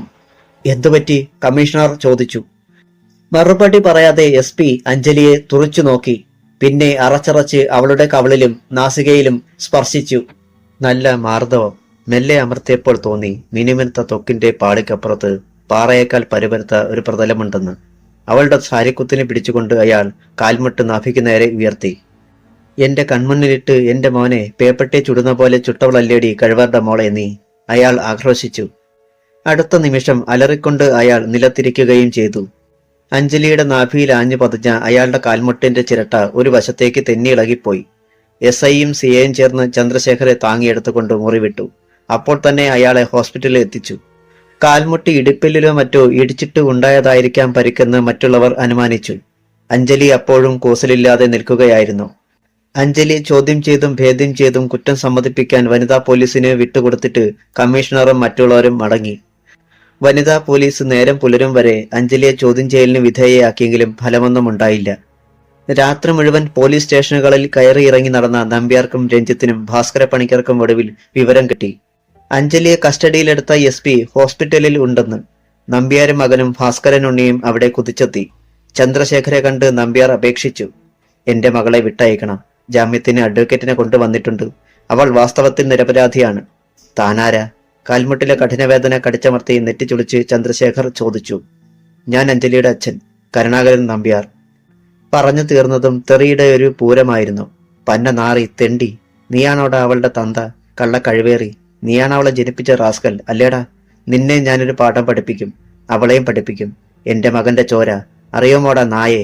ചന്ദ്രശേഖരന് ഭ്രാന്ത് പിടിച്ചതുപോലെയായിരുന്നു പുലമ്പൽ. നമ്പ്യാർ തുപ്പൽ കോളാമ്പി മുഖത്തേക്ക് മറിഞ്ഞ ഭാവത്തിൽ വേഗം റൂം വിട്ടിറങ്ങിപ്പോന്നു. നേരം പ്രഭാതമായി. നമ്പ്യാരും ഭാസ്കരൻ ഉണ്ണിയും കൂടി കമ്മീഷണറെ കാണാൻ ചെന്നു. അഞ്ജലിയുടെ അച്ഛനാണ് നമ്പ്യാർ എന്നറിഞ്ഞപ്പോൾ കമ്മീഷണറുടെ മുഖം കറുത്തു. അമർഷവും വൈരാഗ്യവും കണ്ണുകളിൽ എരിഞ്ഞു. ജാമ്യം തരേണ്ടത് കോടതിയാ, അവിടെ പോയി നോക്ക്. കമ്മീഷണർ അനിഷ്ടത്തോടെ പിറുപിറുത്തു. അതറിയാൻ ഞങ്ങൾക്ക്. ഭാസ്കരൻ ഉണ്ണി തലയാട്ടി. ഇന്ന് അഞ്ജലിയെ കോടതിയിൽ ഹാജരാക്കുമോ എന്നറിഞ്ഞാൽ മതി. മിക്കവാറും. കമ്മീഷണർ മുഖം കോട്ടി. ഭാസ്കരൻ ഉണ്ണിയും കരുണാകരൻ നമ്പ്യാരും വെളിയിലിറങ്ങി. റോഡിൽ കാറിന്റെ ബോണറ്റിൽ ചാരി നിന്ന് അപ്പോൾ വാങ്ങിയ പത്രം വായിക്കുകയായിരുന്നു രഞ്ജിത്ത്. കാറിൽ കയറി സീറ്റിലേക്കിരുന്ന അച്ഛനെ രഞ്ജിത്ത് മുൻപേജിലെ പ്രധാന വാർത്ത കാട്ടിക്കൊടുത്തു. 4 യുവാക്കളെ കൂട്ടക്കൊല ചെയ്ത യുവതി അറസ്റ്റിൽ. വലിയമംഗലത്ത് കരുണാകരൻ നമ്പ്യാർ എന്നയാളിന്റെ മകളും JPN കമ്പനിയിലെ ജോലിക്കാരിയുമായ അഞ്ജലി എന്ന യുവതി പോലീസ് ഇന്നലെ. ബാക്കി വായിക്കാൻ കരുണാകരൻ നമ്പ്യാർക്ക് കരുത്തുണ്ടായില്ല. അയാൾ തകർന്ന് സീറ്റിലേക്ക് ചാരിക്കിടന്നു. അധ്യായം 28. അഞ്ജലിയെ കോടതിയിൽ ഹാജരാക്കാൻ പോലീസ് വാനിൽ കോടതി വളപ്പിലെത്തിച്ചപ്പോൾ തന്നെ ആളുകൾ തിക്കിത്തിരക്കാൻ തുടങ്ങി. 9 മണി മുതൽ ആളുകൾ കോടതി വളപ്പിൽ തടിച്ചുകൂടി തുടങ്ങിയതാണ്. കോടതി വരാന്തയും മുറ്റവും ഗാർഡനും നിറയെ ആൾക്കൂട്ടം. ധൈര്യസമേതം SP-യുടെ വീട്ടിലും ബാറിലും തോക്കുമായി കയറി ചെന്ന് 4 പേരെ പുല്ലുപോലെ വെടിപ്പിച്ചിട്ട് കൂസലില്ലാതെ ഇറങ്ങിപ്പോയ സുന്ദരിയെ എല്ലാവർക്കും ഒരു നോക്ക് കാണണം. അമല കൊലക്കേസിനെ കുറിച്ച് അറിയാവുന്നവരാരും അഞ്ജലിയെ കുറ്റപ്പെടുത്തിയില്ല. വെറുതെ വിടപ്പെട്ട 4 യുവാക്കളും ഒരു പാവം യുവതിയെ നിഷ്ഠൂരമായി കൊല ചെയ്തവരാണെന്ന കാര്യത്തിൽ പൊതുജനത്തിന് സംശയവുമില്ല. അത്രയധികം കൊള്ളക്കമുണ്ടാക്കിയ കേസായിരുന്നു അത്. അന്ന് കൊല്ലപ്പെട്ട അമലയുടെ വല്ലവരുമായിരിക്കും ഇവള്. അവർക്കത് കിട്ടണമായിരുന്നു. പ്രതികാരമാണെങ്കിൽ ഇങ്ങനെ വേണം. എന്നാലും അവളൊരു കടുപ്പക്കാരിയാണേ. അഭിപ്രായങ്ങൾ ഇങ്ങനെ തുടർന്നു. അഞ്ജലിയെ പോലീസ് വാനിൽ നിന്നിറക്കിയപ്പോൾ ജനക്കൂട്ടം തിരമാല പോലെ ഇളകി. ആൾക്കൂട്ടത്തിൽ നിന്ന് കമന്റുകൾ ഉയർന്നു. പോലീസ് അഞ്ജലിയെ പൊതിഞ്ഞു നിന്ന് കോർട്ട് ഹാളിനുള്ളിലേക്ക് നടത്തിക്കൊണ്ടുപോയി. അന്നത്തെ പത്രങ്ങളിൽ അഞ്ജലിയുടെ ഫോട്ടോ സഹിതം വാർത്ത വന്നതിനെ തുടർന്ന് പാലക്കാട്ട് നിന്നും ചിലർ കൊച്ചിയിലെത്തിയിരുന്നു. മുമ്പ് ചാട്ടവാറിനടിക്കപ്പെട്ട മജിസ്ട്രേറ്റിന്റെ ബന്ധുക്കളായിരുന്നു അവർ. അഞ്ജലിയെ കോടതിയിൽ ഹാജരാക്കുമെന്ന് അറിഞ്ഞതോടെ അവർ കോടതിയിലെത്തി. പോലീസിനെ അവർ വിവരം അറിയിച്ചതിനെ തുടർന്ന് അഞ്ജലിയെ ഒന്ന് കാണാൻ അനുവാദം ലഭിച്ചു. അഞ്ജലിയെ കണ്ടതും അവർ തറപ്പിച്ചു പറഞ്ഞു, ഇത് അവൾ തന്നെ, യാതൊരു മാറ്റവുമില്ല. 11 മണിക്ക് കോടതി കൂടി. കോർട്ട് ഹാളിൽ പോലീസുകാരുടെ അകമ്പടിയോടെ നിൽക്കുമ്പോഴാണ് അഞ്ജലി അച്ഛനെയും രഞ്ജിത്തിനെയും കണ്ടത്. അവൾ മുഖം പൊത്തി വിതുമ്പിക്കരഞ്ഞു. നമ്പ്യാർ അത് കാണാനാവാതെ മുഖം തിരിച്ചു കളഞ്ഞു. അഞ്ജലിയെ പോലീസ് കോടതി മുമ്പാകെ ഹാജരാക്കി. അവളുടെ മേലുള്ള കുറ്റപത്രവും സമർപ്പിക്കപ്പെട്ടു. നമ്പ്യാരുടെ വക്കീൽ അഞ്ജലിക്ക് വേണ്ടി ജാമ്യാപേക്ഷ നൽകിയിരുന്നു. പോലീസ് റിമാൻഡ് ആവശ്യപ്പെട്ടുകൊണ്ടുള്ള അപേക്ഷയും. ഒടുവിൽ 4 കൊലപാതകങ്ങൾക്ക് ഉത്തരവാദിയായ പ്രതിയെ പോലീസിന്റെ അപേക്ഷ അനുസരിച്ച് കേസന്വേഷണത്തിന്റെ പുരോഗതിക്കും തെളിവെടുപ്പിനും വേണ്ടി 14 ദിവസത്തേക്ക് റിമാൻഡ് ചെയ്യാൻ കോടതി ഉത്തരവായി. നമ്പ്യാർക്ക് മോളെ അടുത്തുനിന്ന് കാണാനോ സംസാരിക്കാനോ പോലും അവസരം കിട്ടിയില്ല. ആൾക്കൂട്ടത്തിനിടയിലൂടെ തിക്കിത്തിരക്കി പോലീസ് അഞ്ജലിയെ കൊണ്ടുപോയി വാനിൽ കയറ്റി. ബാക്ക് ഡോർ അടഞ്ഞു. വാൻ കുതിച്ചു സബ് ജയിലിലേക്ക്. പത്രലേഖകർ അഞ്ജലി നടത്തിയതായി ആരോപിക്കപ്പെട്ട കൂട്ടക്കുരുതിയുടെ അടിസ്ഥാന കാരണങ്ങളും നിഗൂഢതകളും തേടി അഞ്ജലി ജോലി ചെയ്തിരുന്ന നഗരത്തിലെത്തി. ചിലർ JPN കമ്പനിയിലെത്തി അഞ്ജലിയുടെ ചില സഹപ്രവർത്തകരെ ഇന്റർവ്യൂ ചെയ്ത് വിവരങ്ങൾ അറിയാൻ ശ്രമിച്ചപ്പോൾ ഒരു കൂട്ടർ അഞ്ജലിയുടെ വീട്ടിലെത്തി. സുമതിക്കുട്ടിയമ്മ പൊട്ടിക്കരഞ്ഞുകൊണ്ട് പറഞ്ഞു, എന്റെ മോൾ ഒരിക്കലും അത് ചെയ്യുകയില്ല. ഒന്നാമത് അവൾക്കതിന്റെ ആവശ്യമില്ല. മരിച്ച യുവാക്കളുമായി യാതൊരു പരിചയവും അവൾക്കുണ്ടായിരുന്നില്ല. രണ്ടാമത് അവൾക്കതിനുള്ള ധൈര്യമില്ല. അവൾ തോക്ക് അടുത്ത് കണ്ടിട്ടുകൂടിയില്ല. പക്ഷേ വളരെ പേർ ദൃക്സാക്ഷികളായി ഉണ്ടല്ലോ. അവർ അവളെ തിരിച്ചറിയുകയും ചെയ്തു. എങ്ങനെ അത് സംഭവിച്ചെന്ന് എനിക്കറിയില്ല. എവിടെയോ ഒരു കൊടുംചതി നടന്നിട്ടുണ്ട്. വീട്ടിൽ തിരിച്ചെത്തിയ നമ്പ്യാർ പരവശനായി കാണപ്പെട്ടു. ആരോടും ഒന്നും മിണ്ടാൻ അയാൾ കൂട്ടാക്കിയില്ല. പത്രലേഖകർ കൂടുതൽ നിർബന്ധിച്ചപ്പോൾ നമ്പ്യാർ തലകുടഞ്ഞു. എനിക്ക് ഒന്നും അറിയില്ല, സത്യമായി എനിക്ക് ഒന്നും അറിയില്ല. പത്രലേഖകർ അഞ്ജലി താമസിച്ചിരുന്ന ഹോസ്റ്റലിലും എത്തി. അവിടെ നിന്ന് വിചിത്രമായ പല വിവരങ്ങളും അവർക്ക് ലഭിച്ചു. സംഭവ ദിവസം അഞ്ജലി രാവിലെ മുതൽ വൈകുന്നേരം വരെ ഓഫീസിൽ പോയി ജോലി ചെയ്തിട്ടുണ്ട്. വൈകിട്ട് 5:30 മുതൽ 6:30 വരെ അവൾ ഹോസ്റ്റലിന്റെ ടെറസിലുണ്ടായിരുന്നു. രാത്രി 8 മണിക്ക് അവൾ മെസ്സിൽ വന്ന് അത്താഴം കഴിക്കുകയുണ്ടായി. ഹോസ്റ്റലിലെ അന്തേവാസികൾ ഒട്ടുമുക്കാലും ഇതിന് സാക്ഷികളുമാണ്. അത്താഴം കഴിഞ്ഞതു മുതൽ രാത്രി പുലരുന്നതുവരെ അഞ്ജലി തന്റെ മുറിയിൽ തൊട്ടടുത്ത കിടക്കയിലുണ്ടായിരുന്നുവെന്ന് അഞ്ജലിയുടെ റൂംമേറ്റ് നന്ദന തറപ്പിച്ച് പറയുന്നു. ഇടയ്ക്ക് ആ സെക്ഷനിലെ ഫ്യൂസ് പോയപ്പോൾ രാത്രി 9 മണിയോടെ അതിലെ ചെന്ന മേട്രനും അഞ്ജലി കട്ടിലിൽ കിടക്കുന്നത് കണ്ടിരുന്നു. പിറ്റേന്ന് രാവിലെയും അഞ്ജലിയെ കണ്ടവർ ഹോസ്റ്റലിൽ നിരവധിയാണ്. പോലീസ് ദുരുദ്ദേശത്തോടെ മനഃപൂർവ്വം ഒരു കള്ളക്കഥ കെട്ടിച്ചമച്ച് അഞ്ജലിയെ കുറ്റവാളിയാക്കുകയായിരുന്നുവെന്ന് ഹോസ്റ്റലിലെ അന്തേവാസികളിൽ പലരും പറഞ്ഞു. പിറ്റേന്ന് പത്രങ്ങളിലെല്ലാം ഈ വിവരങ്ങൾ വലിയ പ്രാധാന്യത്തോടെ അച്ചടിച്ചു വന്നു. കേവലം രൂപസാദൃശ്യത്തിന്റെ പേരിൽ നിഷ്കളങ്കയായ ഒരു യുവതിയെ പോലീസ് ബലിയാടാക്കി എന്ന് ഒരു പത്രം വെച്ചു കാച്ചി. അത് വലിയ ഒച്ചപ്പാടുണ്ടാക്കി. വനിതാ സംഘടനകളും സാംസ്കാരിക സംഘടനകളും പ്രതിപക്ഷ രാഷ്ട്രീയ പാർട്ടികളും പ്രക്ഷോഭവുമായി രംഗത്തിറങ്ങി. പോലീസ് പുലിവാലി പിടിച്ചതുപോലെയായി. സംഗതി കൊഴുത്തതോടെ പത്രലേഖകർക്ക് രസം പിടിച്ചു. അഞ്ജലിയെ സംബന്ധിച്ചതെന്തും ജനത്തിന് രസിക്കുന്ന വാർത്തയായി. പത്രലേഖകർ രഹസ്യങ്ങളുടെ കലവറ തേടി ചുറ്റിത്തിരിഞ്ഞു. മുമ്പ് പാലക്കാട്ടൊരു മജിസ്ട്രേറ്റിനെ ചാട്ടവാറിനടിച്ചതും അഞ്ജലി തന്നെയാണെന്ന് ചിലർ തിരിച്ചറിഞ്ഞതായി അവർ കണ്ടെത്തി. നന്ദനയും രേഖയുമായി കൂടുതൽ സംസാരിച്ചപ്പോൾ മറ്റൊരു ഞെട്ടിപ്പിക്കുന്ന രഹസ്യവും പുറത്തു വന്നു. അഞ്ജലി നിരപരാധിയാണെങ്കിലും സംഭവ ദിവസം പത്രം വായിച്ചുകൊണ്ടിരിക്കെ അമല കേസിലെ 4 പ്രതികളെ കോടതി വെറുതെ വിട്ടതിൽ അമർഷം പൂണ്ട് 4 പേരെയും വെടിവെച്ച് കൊല്ലുകയാണ് വേണ്ടതെന്ന് പറയുകയുണ്ടായത്രേ. മറ്റൊന്ന്, പാലക്കാട്ടെ മജിസ്ട്രേറ്റ് ഹരിജൻ യുവതിയെ അപമാനിച്ചു എന്ന വാർത്ത പത്രത്തിൽ വായിച്ച ദിവസവും അഞ്ജലി അമർഷത്താൽ അയാളെ ചാട്ടവാറിനടിക്കുകയാണ് വേണ്ടതെന്ന് പറയുകയും അന്നേ ദിവസം തന്നെ ആ സംഭവം നടക്കുകയും ചെയ്തു എന്നുള്ളതാണ്. ഈ വാർത്തകളും വളരെ വിശദമായി അടുത്ത ദിവസത്തെ പത്രങ്ങളിൽ വന്നു. അതോടെ പോലീസിനോട് അമർഷം കൊണ്ട ജനങ്ങളും പ്രക്ഷോഭത്തിനിറങ്ങിയ ബഹുജന സംഘടനകളും ചിന്താക്കുഴപ്പത്തിലായി. ഒരാൾ കൊല്ലുമെന്ന് പറഞ്ഞു കൊന്നു, ദൃക്സാക്ഷികളുമുണ്ട്. എന്നാൽ അതേസമയം അതേയാൾ അനേകം മൈലുകൾക്കകലെ സുഖമായി ഉറങ്ങിയതിനും ദൃക്സാക്ഷികൾ. ഇതേ തുടർന്ന് പോലീസും അഞ്ജലിയെ സംബന്ധിച്ചുള്ള സംഭവ്യവും അസംഭവ്യവുമായ സാധ്യതകൾ തേടി രഹസ്യാന്വേഷണം തുടങ്ങി. നന്ദനയെ കൂടുതൽ ചോദ്യം ചെയ്തുവെങ്കിലും ആനന്ദ് അഞ്ജലിയെ സംശയിക്കുന്ന കാര്യമോ സംഭവ ദിവസം രാത്രി അഞ്ജലിക്ക് കാവലിരിക്കണമെന്ന് നിർദ്ദേശിച്ചിരുന്ന കാര്യമോ ഒന്നും പുറത്തുവിട്ടില്ല. ഒന്നും പുറത്തു പറഞ്ഞു പോകരുതെന്നും അത് ആപത്തായി തീരുമെന്നും ആനന്ദ് ഫോണിൽ വിളിച്ച് നന്ദനയ്ക്ക് മുന്നറിയിപ്പ് കൊടുത്തിരുന്നു. രഹസ്യങ്ങൾ ചികഞ്ഞെത്തിയ പോലീസും പത്രലേഖകരും ഒടുവിൽ സബ് ഇൻസ്പെക്ടർ സദാശിവന്റെയും കോൺസ്റ്റബിൾ ദിനേശന്റെയും മുമ്പിലെത്തി. അവിടെ വഴി അവസാനിക്കുകയാണ്. സദാശിവൻ തനിക്കറിയാവുന്ന വിവരങ്ങളെല്ലാം കൈമാറി. അഞ്ജലി ജയന്തന്റെ മുഖം പൊള്ളിച്ചത്, ടെറസിൽ നിന്ന് വീണ കുഞ്ഞിനെ രക്ഷിച്ചത്, മാധവൻ കൊലക്കേസിന്റെ അന്വേഷണത്തിനിടയിൽ രാത്രിയിൽ വന്ന് തന്നെയും ദിനേശനെയും ഭീഷണിപ്പെടുത്തിയത് എല്ലാം അയാൾ തുറന്നു പറഞ്ഞു. ഒടുക്കം എല്ലാവരെയും ഞെട്ടിച്ചുകൊണ്ട് അയാൾ ഇത്രയും കൂട്ടിച്ചേർത്തു. വലിയമംഗലത്തെ കരുണാകരൻ നമ്പ്യാരുടെ മകൾ അഞ്ജലിയല്ല ഇതിന്റെ ഒന്നും പിന്നിൽ. ആ കുട്ടി നിരപരാധിയാണ്. പിന്നെ ആര്? സദാശിവൻ കൈമലർത്തി കാട്ടി. റിമാൻഡിന്റെ കാലാവധി അവസാനിച്ചു. 4 യുവാക്കളുടെ കൊലപാതകത്തെ സംബന്ധിച്ച് പോലീസിന് കൂടുതൽ തെളിവുകളൊന്നും കണ്ടെത്താൻ കഴിഞ്ഞില്ല. എവിടെ തുടങ്ങിയോ അവിടെ തന്നെ വഴിമുട്ടി നിൽക്കുകയാണ് അന്വേഷണം. കൊല ചെയ്തത് അഞ്ജലി തന്നെയാണെന്ന് ദൃക്സാക്ഷികൾ തറപ്പിച്ച് പറയുന്നുണ്ടെങ്കിലും സംഭവ സമയത്ത് പ്രതി ഹോസ്റ്റലിൽ ഉണ്ടായിരുന്നതായി വ്യക്തമായ തെളിവുള്ളതിനാൽ അഞ്ജലിക്കെതിരെയുള്ള കേസ് നിലനിൽക്കുകയില്ലെന്ന് പോലീസിന് ഉറപ്പായി. സാഹചര്യ തെളിവുകൾ അഞ്ജലിക്ക് അനുകൂലമാണ്. രൂപസാദൃശ്യം കൊണ്ട് ദൃക്സാക്ഷികൾക്ക് പറ്റിയ അബദ്ധമായേ അഞ്ജലിക്കെതിരെയുള്ള കേസ് പരിണമിക്കൂ.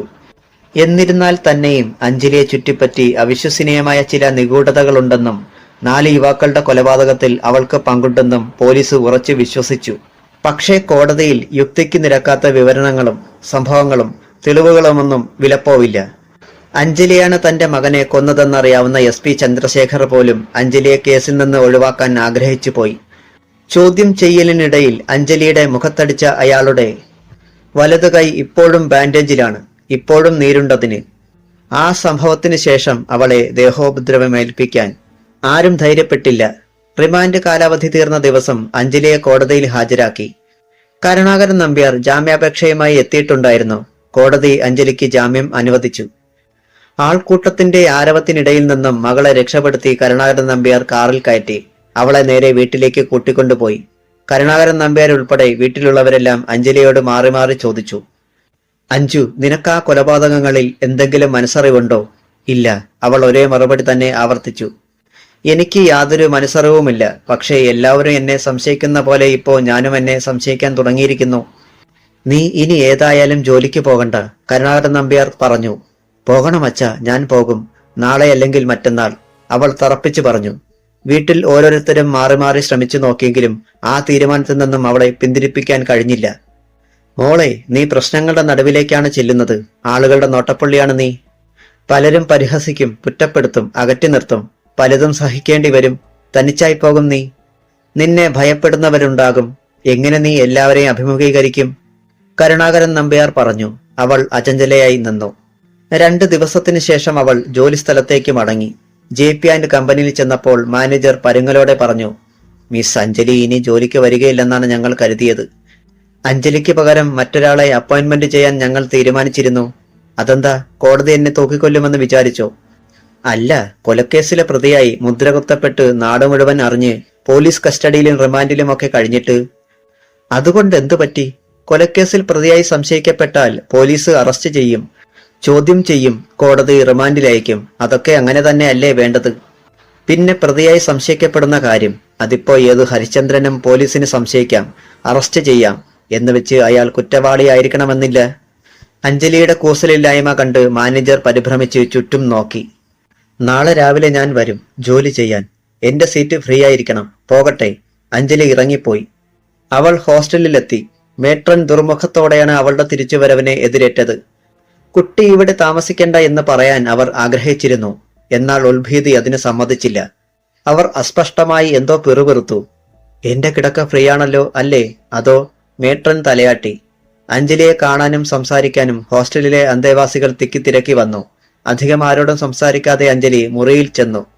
നന്ദന ലീവാണെന്ന് രേഖ പറഞ്ഞു. വീട്ടിൽ പോയിരിക്കെയാണ് അവൾ. അഞ്ജലി ഒന്ന് കുളിച്ച് വേഷം മാറി. 5 മണിയോടെ നന്ദന കയറി വന്നു. ആകെ പരവശയായ ഭാവം, കലങ്ങിയ കണ്ണും മുഖവും. അഞ്ജു എപ്പോ വന്നു? നന്ദന ചോദിച്ചു. അവളുടെ സ്വരം തളർന്നിരുന്നു. കുറച്ചു നേരമായി. നീ ലീവിലാണെന്ന് രേഖ പറഞ്ഞല്ലോ, വീട്ടിൽ പോയിരിക്കയായിരുന്നെന്ന്. അവൾ ഹാൻഡ് ബാഗ് ബെഡിലേക്ക് എറിഞ്ഞു. എന്നിട്ട് വേഷം പോലും മാറാതെ കിടക്കയിൽ കമിഴ്ന്നു കിടന്നു.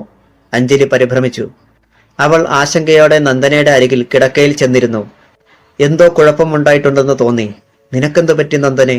ഒന്നുമില്ല, ഏങ്ങലടിച്ചുകൊണ്ടാണ് മറുപടി. വീട്ടിലെന്തെങ്കിലും പ്രശ്നമുണ്ടോ? ആർക്കെങ്കിലും അസുഖമോ മറ്റോ? ഇല്ല. പിന്നെന്താ മോളെ, എന്നോട് പറ. നന്ദന മുഖം തലയിണയിൽ അമർത്തി വിങ്ങിപ്പൊട്ടി. അഞ്ജലി എഴുന്നേറ്റ് ചെന്ന് വാതിലടച്ചു. വീണ്ടും നന്ദനയുടെ അരികിൽ വന്നിരുന്നു. അവളുടെ മുഖം ബലമായി പിടിച്ചുയർത്തി മടിയിലേക്ക് വെച്ചു. എന്താ ഉണ്ടായേ? സുജാതന്റെ കല്യാണം നിശ്ചയിച്ചു. നെഞ്ച് പറഞ്ഞു പോകും വിധം ഒരേങ്ങൽ. ഓ, അത് ശരി. ആരുമായിട്ട്? വേറേതോ ഒരു പെണ്ണ് വീട്ടുകാര് ആലോചിച്ചതാത്രേ. നല്ല പോലെ സ്ത്രീധനം കിട്ടുമെന്ന്. ഞാൻ പാവപ്പെട്ടവളായതുകൊണ്ട് എന്നെ വേണ്ട. വീണ്ടും കരച്ചിൽ. ഞാൻ എന്നേ പറഞ്ഞില്ലേ നിന്നോട്, അവൻ പറ്റിക്കുമെന്ന്. മിക്ക ആണുങ്ങളും ഇങ്ങനെ. പോട്ടെ, സാരമില്ല. അവനോട് പോകാൻ പറ. സ്നേഹമില്ലാത്തവനാണെന്ന് കരുതിയാ മതി. അങ്ങനത്തെ ഒരുത്തനെ. നിനക്കെന്തിനാ? ഞാൻ ഗർഭിണിയാ അഞ്ജു. അവൾ പൊട്ടിക്കരഞ്ഞു. അഞ്ജലി നടങ്ങി. ദേഷ്യമാണ് അഞ്ജലിക്ക് വന്നത്. നിനക്കിത് പറ്റണം. അന്നേ ഞാൻ മുന്നറിയിപ്പ് തന്നതാ. അവനവനെ സൂക്ഷിച്ചോളണമെന്ന്. വീട്ടിലേക്കാണെന്ന് കള്ളം പറഞ്ഞ് സുഖവാസ മന്ദിരത്തിലേക്കല്ലേ യാത്ര. അവന്റെ കൂടെ അനുഭവിച്ചോ? നിന്റെ ചെകിട്ടത്ത് 2 തരാനാ എനിക്ക് തോന്നുന്നേ. നന്ദനയുടെ കരച്ചിലിന് ശക്തി കൂടി. ദേഷ്യമടങ്ങിയപ്പോൾ അഞ്ജലിക്ക് വിഷമമായി. നീ അവനോട് പറഞ്ഞില്ലേ മോളെ ഗർഭിണിയാണെന്ന്? പറഞ്ഞു. എന്തായാലും പാവപ്പെട്ട പെണ്ണിനെ കെട്ടാൻ വീട്ടുകാർ സമ്മതിക്കില്ലാന്ന്. അതും പൊന്നും പണവും ഇല്ലാതെ. അബോർഷൻ നടത്താൻ വേണ്ട ചെലവ് വഹിച്ചോളാംന്ന്. ആശുപത്രിയിൽ പോകാൻ എന്നെ നിർബന്ധിച്ചു. ഞാൻ പോയില്ല. എനിക്കിനി ജീവിക്കണ്ട. സത്യമായിട്ടും വേണ്ട. സുജാതനോടുള്ള രോഷം അഞ്ജലിയുടെ ഉള്ളിൽ കത്തിക്കാളി. അവനെ വെറുതെ വിട്ടാൽ പറ്റുകയില്ലല്ലോ. അവൻ അങ്ങനെ മിടുക്കനാകരുതല്ലോ. അവൾ പിറുപിറുത്തു. നീ വിഷമിക്കണ്ട മോളെ. ഏതിനും ഒരു പരിഹാരമുണ്ടല്ലോ. സമാധാനമായിട്ട് കിടന്നുറങ്ങ്. ആ തെണ്ടിയുടെ കുഞ്ഞിനെ പ്രസവിക്കുന്നതിലും ഭേദം അബോർഷൻ തന്നെയല്ലേ. ഞാൻ മോഹിച്ചുപോയി അഞ്ജു. വല്ലാതെ സ്നേഹിച്ചുപോയി. എനിക്കിത് താങ്ങാൻ പറ്റണില്ല. ഉറങ്ങിക്കോ, നമുക്ക് പരിഹാരമുണ്ടാക്കാം. ഞാനല്ലേ പറയുന്നത്. അഞ്ജലി അവളുടെ ശിരസിൽ തലോടി ആശ്വസിപ്പിച്ചു. പരിഹാരമുണ്ടാക്കാം എന്ന് പറഞ്ഞുവെങ്കിലും എങ്ങനെയെന്ന് അവൾക്കും നിശ്ചയമില്ലായിരുന്നു. ജോലി കഴിഞ്ഞു വന്ന് കൂട്ടുകാരുമായി ഷെയറിട്ട് 1 ലിറ്റർ വാങ്ങി മുറിയിലിരുന്ന് ചിപ്സിന്റെയും മിക്സറിന്റെയും അകമ്പടിയോടെ പതിവ് മദ്യപാനമേള നടത്തുകയായിരുന്നു സുജാതൻ. ഇതൊന്നും പോരാ, കല്യാണം നിശ്ചയിച്ചതിന്റെ ചെലവ് ചെയ്യണം. ഇവിടെ വെച്ചല്ല, ബാറിൽ കൊണ്ടുപോയി ഞങ്ങളെ സൽക്കരിക്കണം.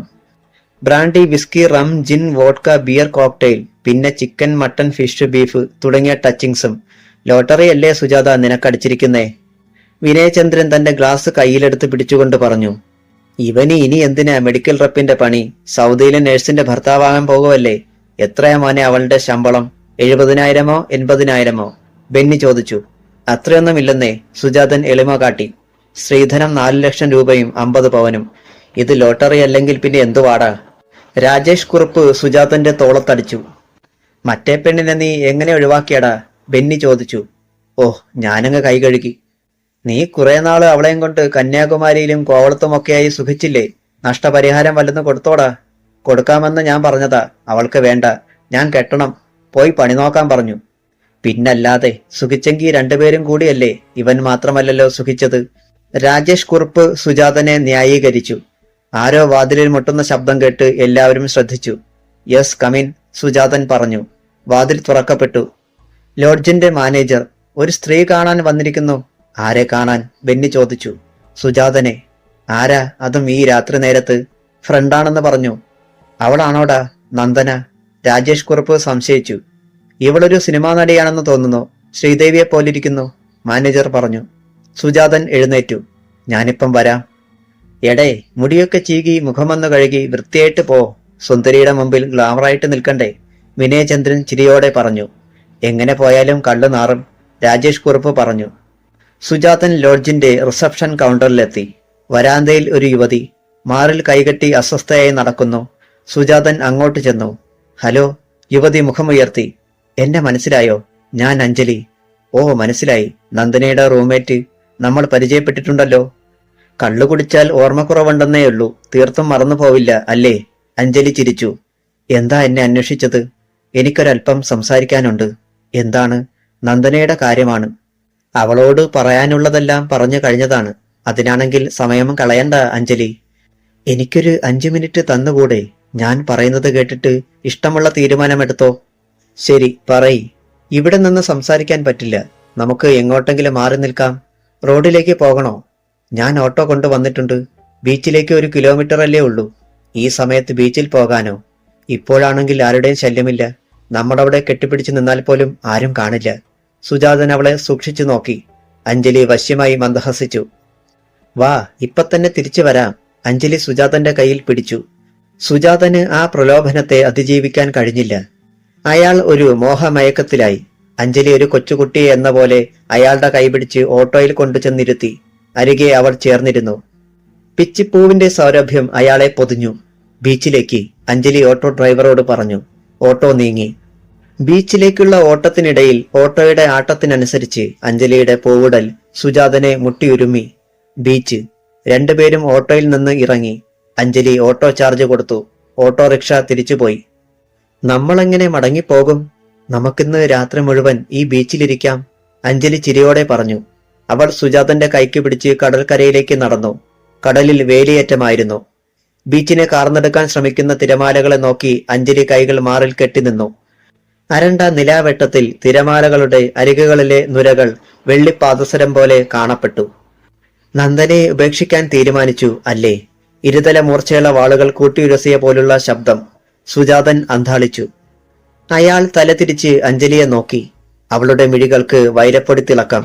എന്റെ വീട്ടുകാര് സമ്മതിക്കാഞ്ഞിട്ടാ. വീട്ടുകാരോട് ചോദിച്ചിട്ടാണോ പ്രേമിച്ചത്? പ്രേമിച്ചപ്പോ തീരെ പാവപ്പെട്ടവളാണെന്ന് അറിഞ്ഞില്ല. അവളുടെ മാനം കവർന്നെടുക്കും മുമ്പേ അറിഞ്ഞില്ലായിരുന്നോ? മാനം ആണിനും പെണ്ണിനും ഒരുപോലെയല്ലേ? അവളുടെ സമ്മതത്തോടെയല്ലാതെ ഒന്നും ചെയ്തിട്ടില്ല. റേപ്പ് ചെയ്തിട്ടുണ്ടോന്ന് അവളോട് ചോദിച്ചു നോക്കണം. കല്യാണം കഴിക്കാമെന്ന് പറഞ്ഞ് പ്രലോഭിപ്പിച്ചില്ലേ? അവളുടെ ചാരിത്രം കവർന്നെടുക്കാൻ വേണ്ടി അറിയാവുന്ന പൊടിക്കൈകളെല്ലാം ഉപയോഗിച്ചില്ലേ? ആണുങ്ങളാവുമ്പോ അങ്ങനെയൊക്കെ ചെയ്തെന്നിരിക്കും. സമ്മതിച്ചു. ആണുങ്ങളുടെ വാക്കിനൊരു വിലയില്ലേ? എനിക്കവളെ കെട്ടാൻ സമ്മതമായിരുന്നു. പക്ഷേ സ്ത്രീധനമില്ലാതെ വീട്ടുകാര് സമ്മതിക്കില്ല. സുജാതന് ജോലിയുണ്ട്, ശമ്പളമുണ്ട്. അവളെ പോറ്റാനും കുടുംബം നോക്കാനുമുള്ള കഴിവുണ്ട്. പോരെങ്കിൽ നന്ദനയ്ക്കുമുണ്ട് ജോലി. അതൊക്കെ പോരെ ജീവിക്കാൻ? അവളെ വിളിച്ചുകൊണ്ടുപോയി രജിസ്റ്റർ മാരേജ് കഴിച്ച് മാനമായിട്ട് ജീവിക്കണം. അതല്ലേ ആണുങ്ങളുടെ വാക്കിന്റെ വില. വീട്ടുകാരെ പിണക്കാൻ ഞാൻ തയ്യാറല്ല. മനസ്സും ശരീരവും തന്ന് സ്നേഹിച്ച പെണ്ണിനെ പിണക്കാനും പിരിച്ചയക്കാനും ഒരു മനസാക്ഷി കുത്തുമില്ല അല്ലേ? എനിക്ക് കൂടുതലൊന്നും പറയാനില്ല. എനിക്ക് പറയാനുണ്ട്. നിലവിലുള്ള കല്യാണാലോചന ഇയാൾ ഉപേക്ഷിക്കണം. പകരം നന്ദനയെ വിവാഹം കഴിക്കണം. അവൾ ഗർഭിണിയാണെന്നറിയാമല്ലോ. അതിന് ഞാൻ മാത്രമല്ല ഉത്തരവാദി, അവളും കൂടിയാണ്.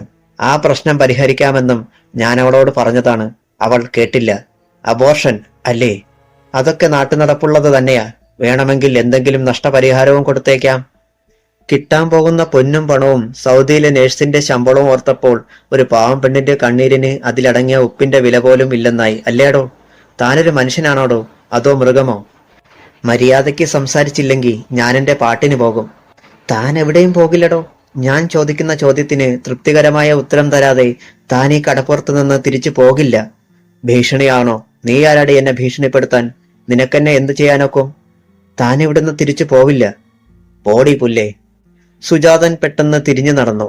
4-5 ചുവട് വെച്ചപ്പോഴേക്കും തോളിലൊരു പിടുത്തം വീണു. സുജാതൻ തലതിരിച്ചു നോക്കി.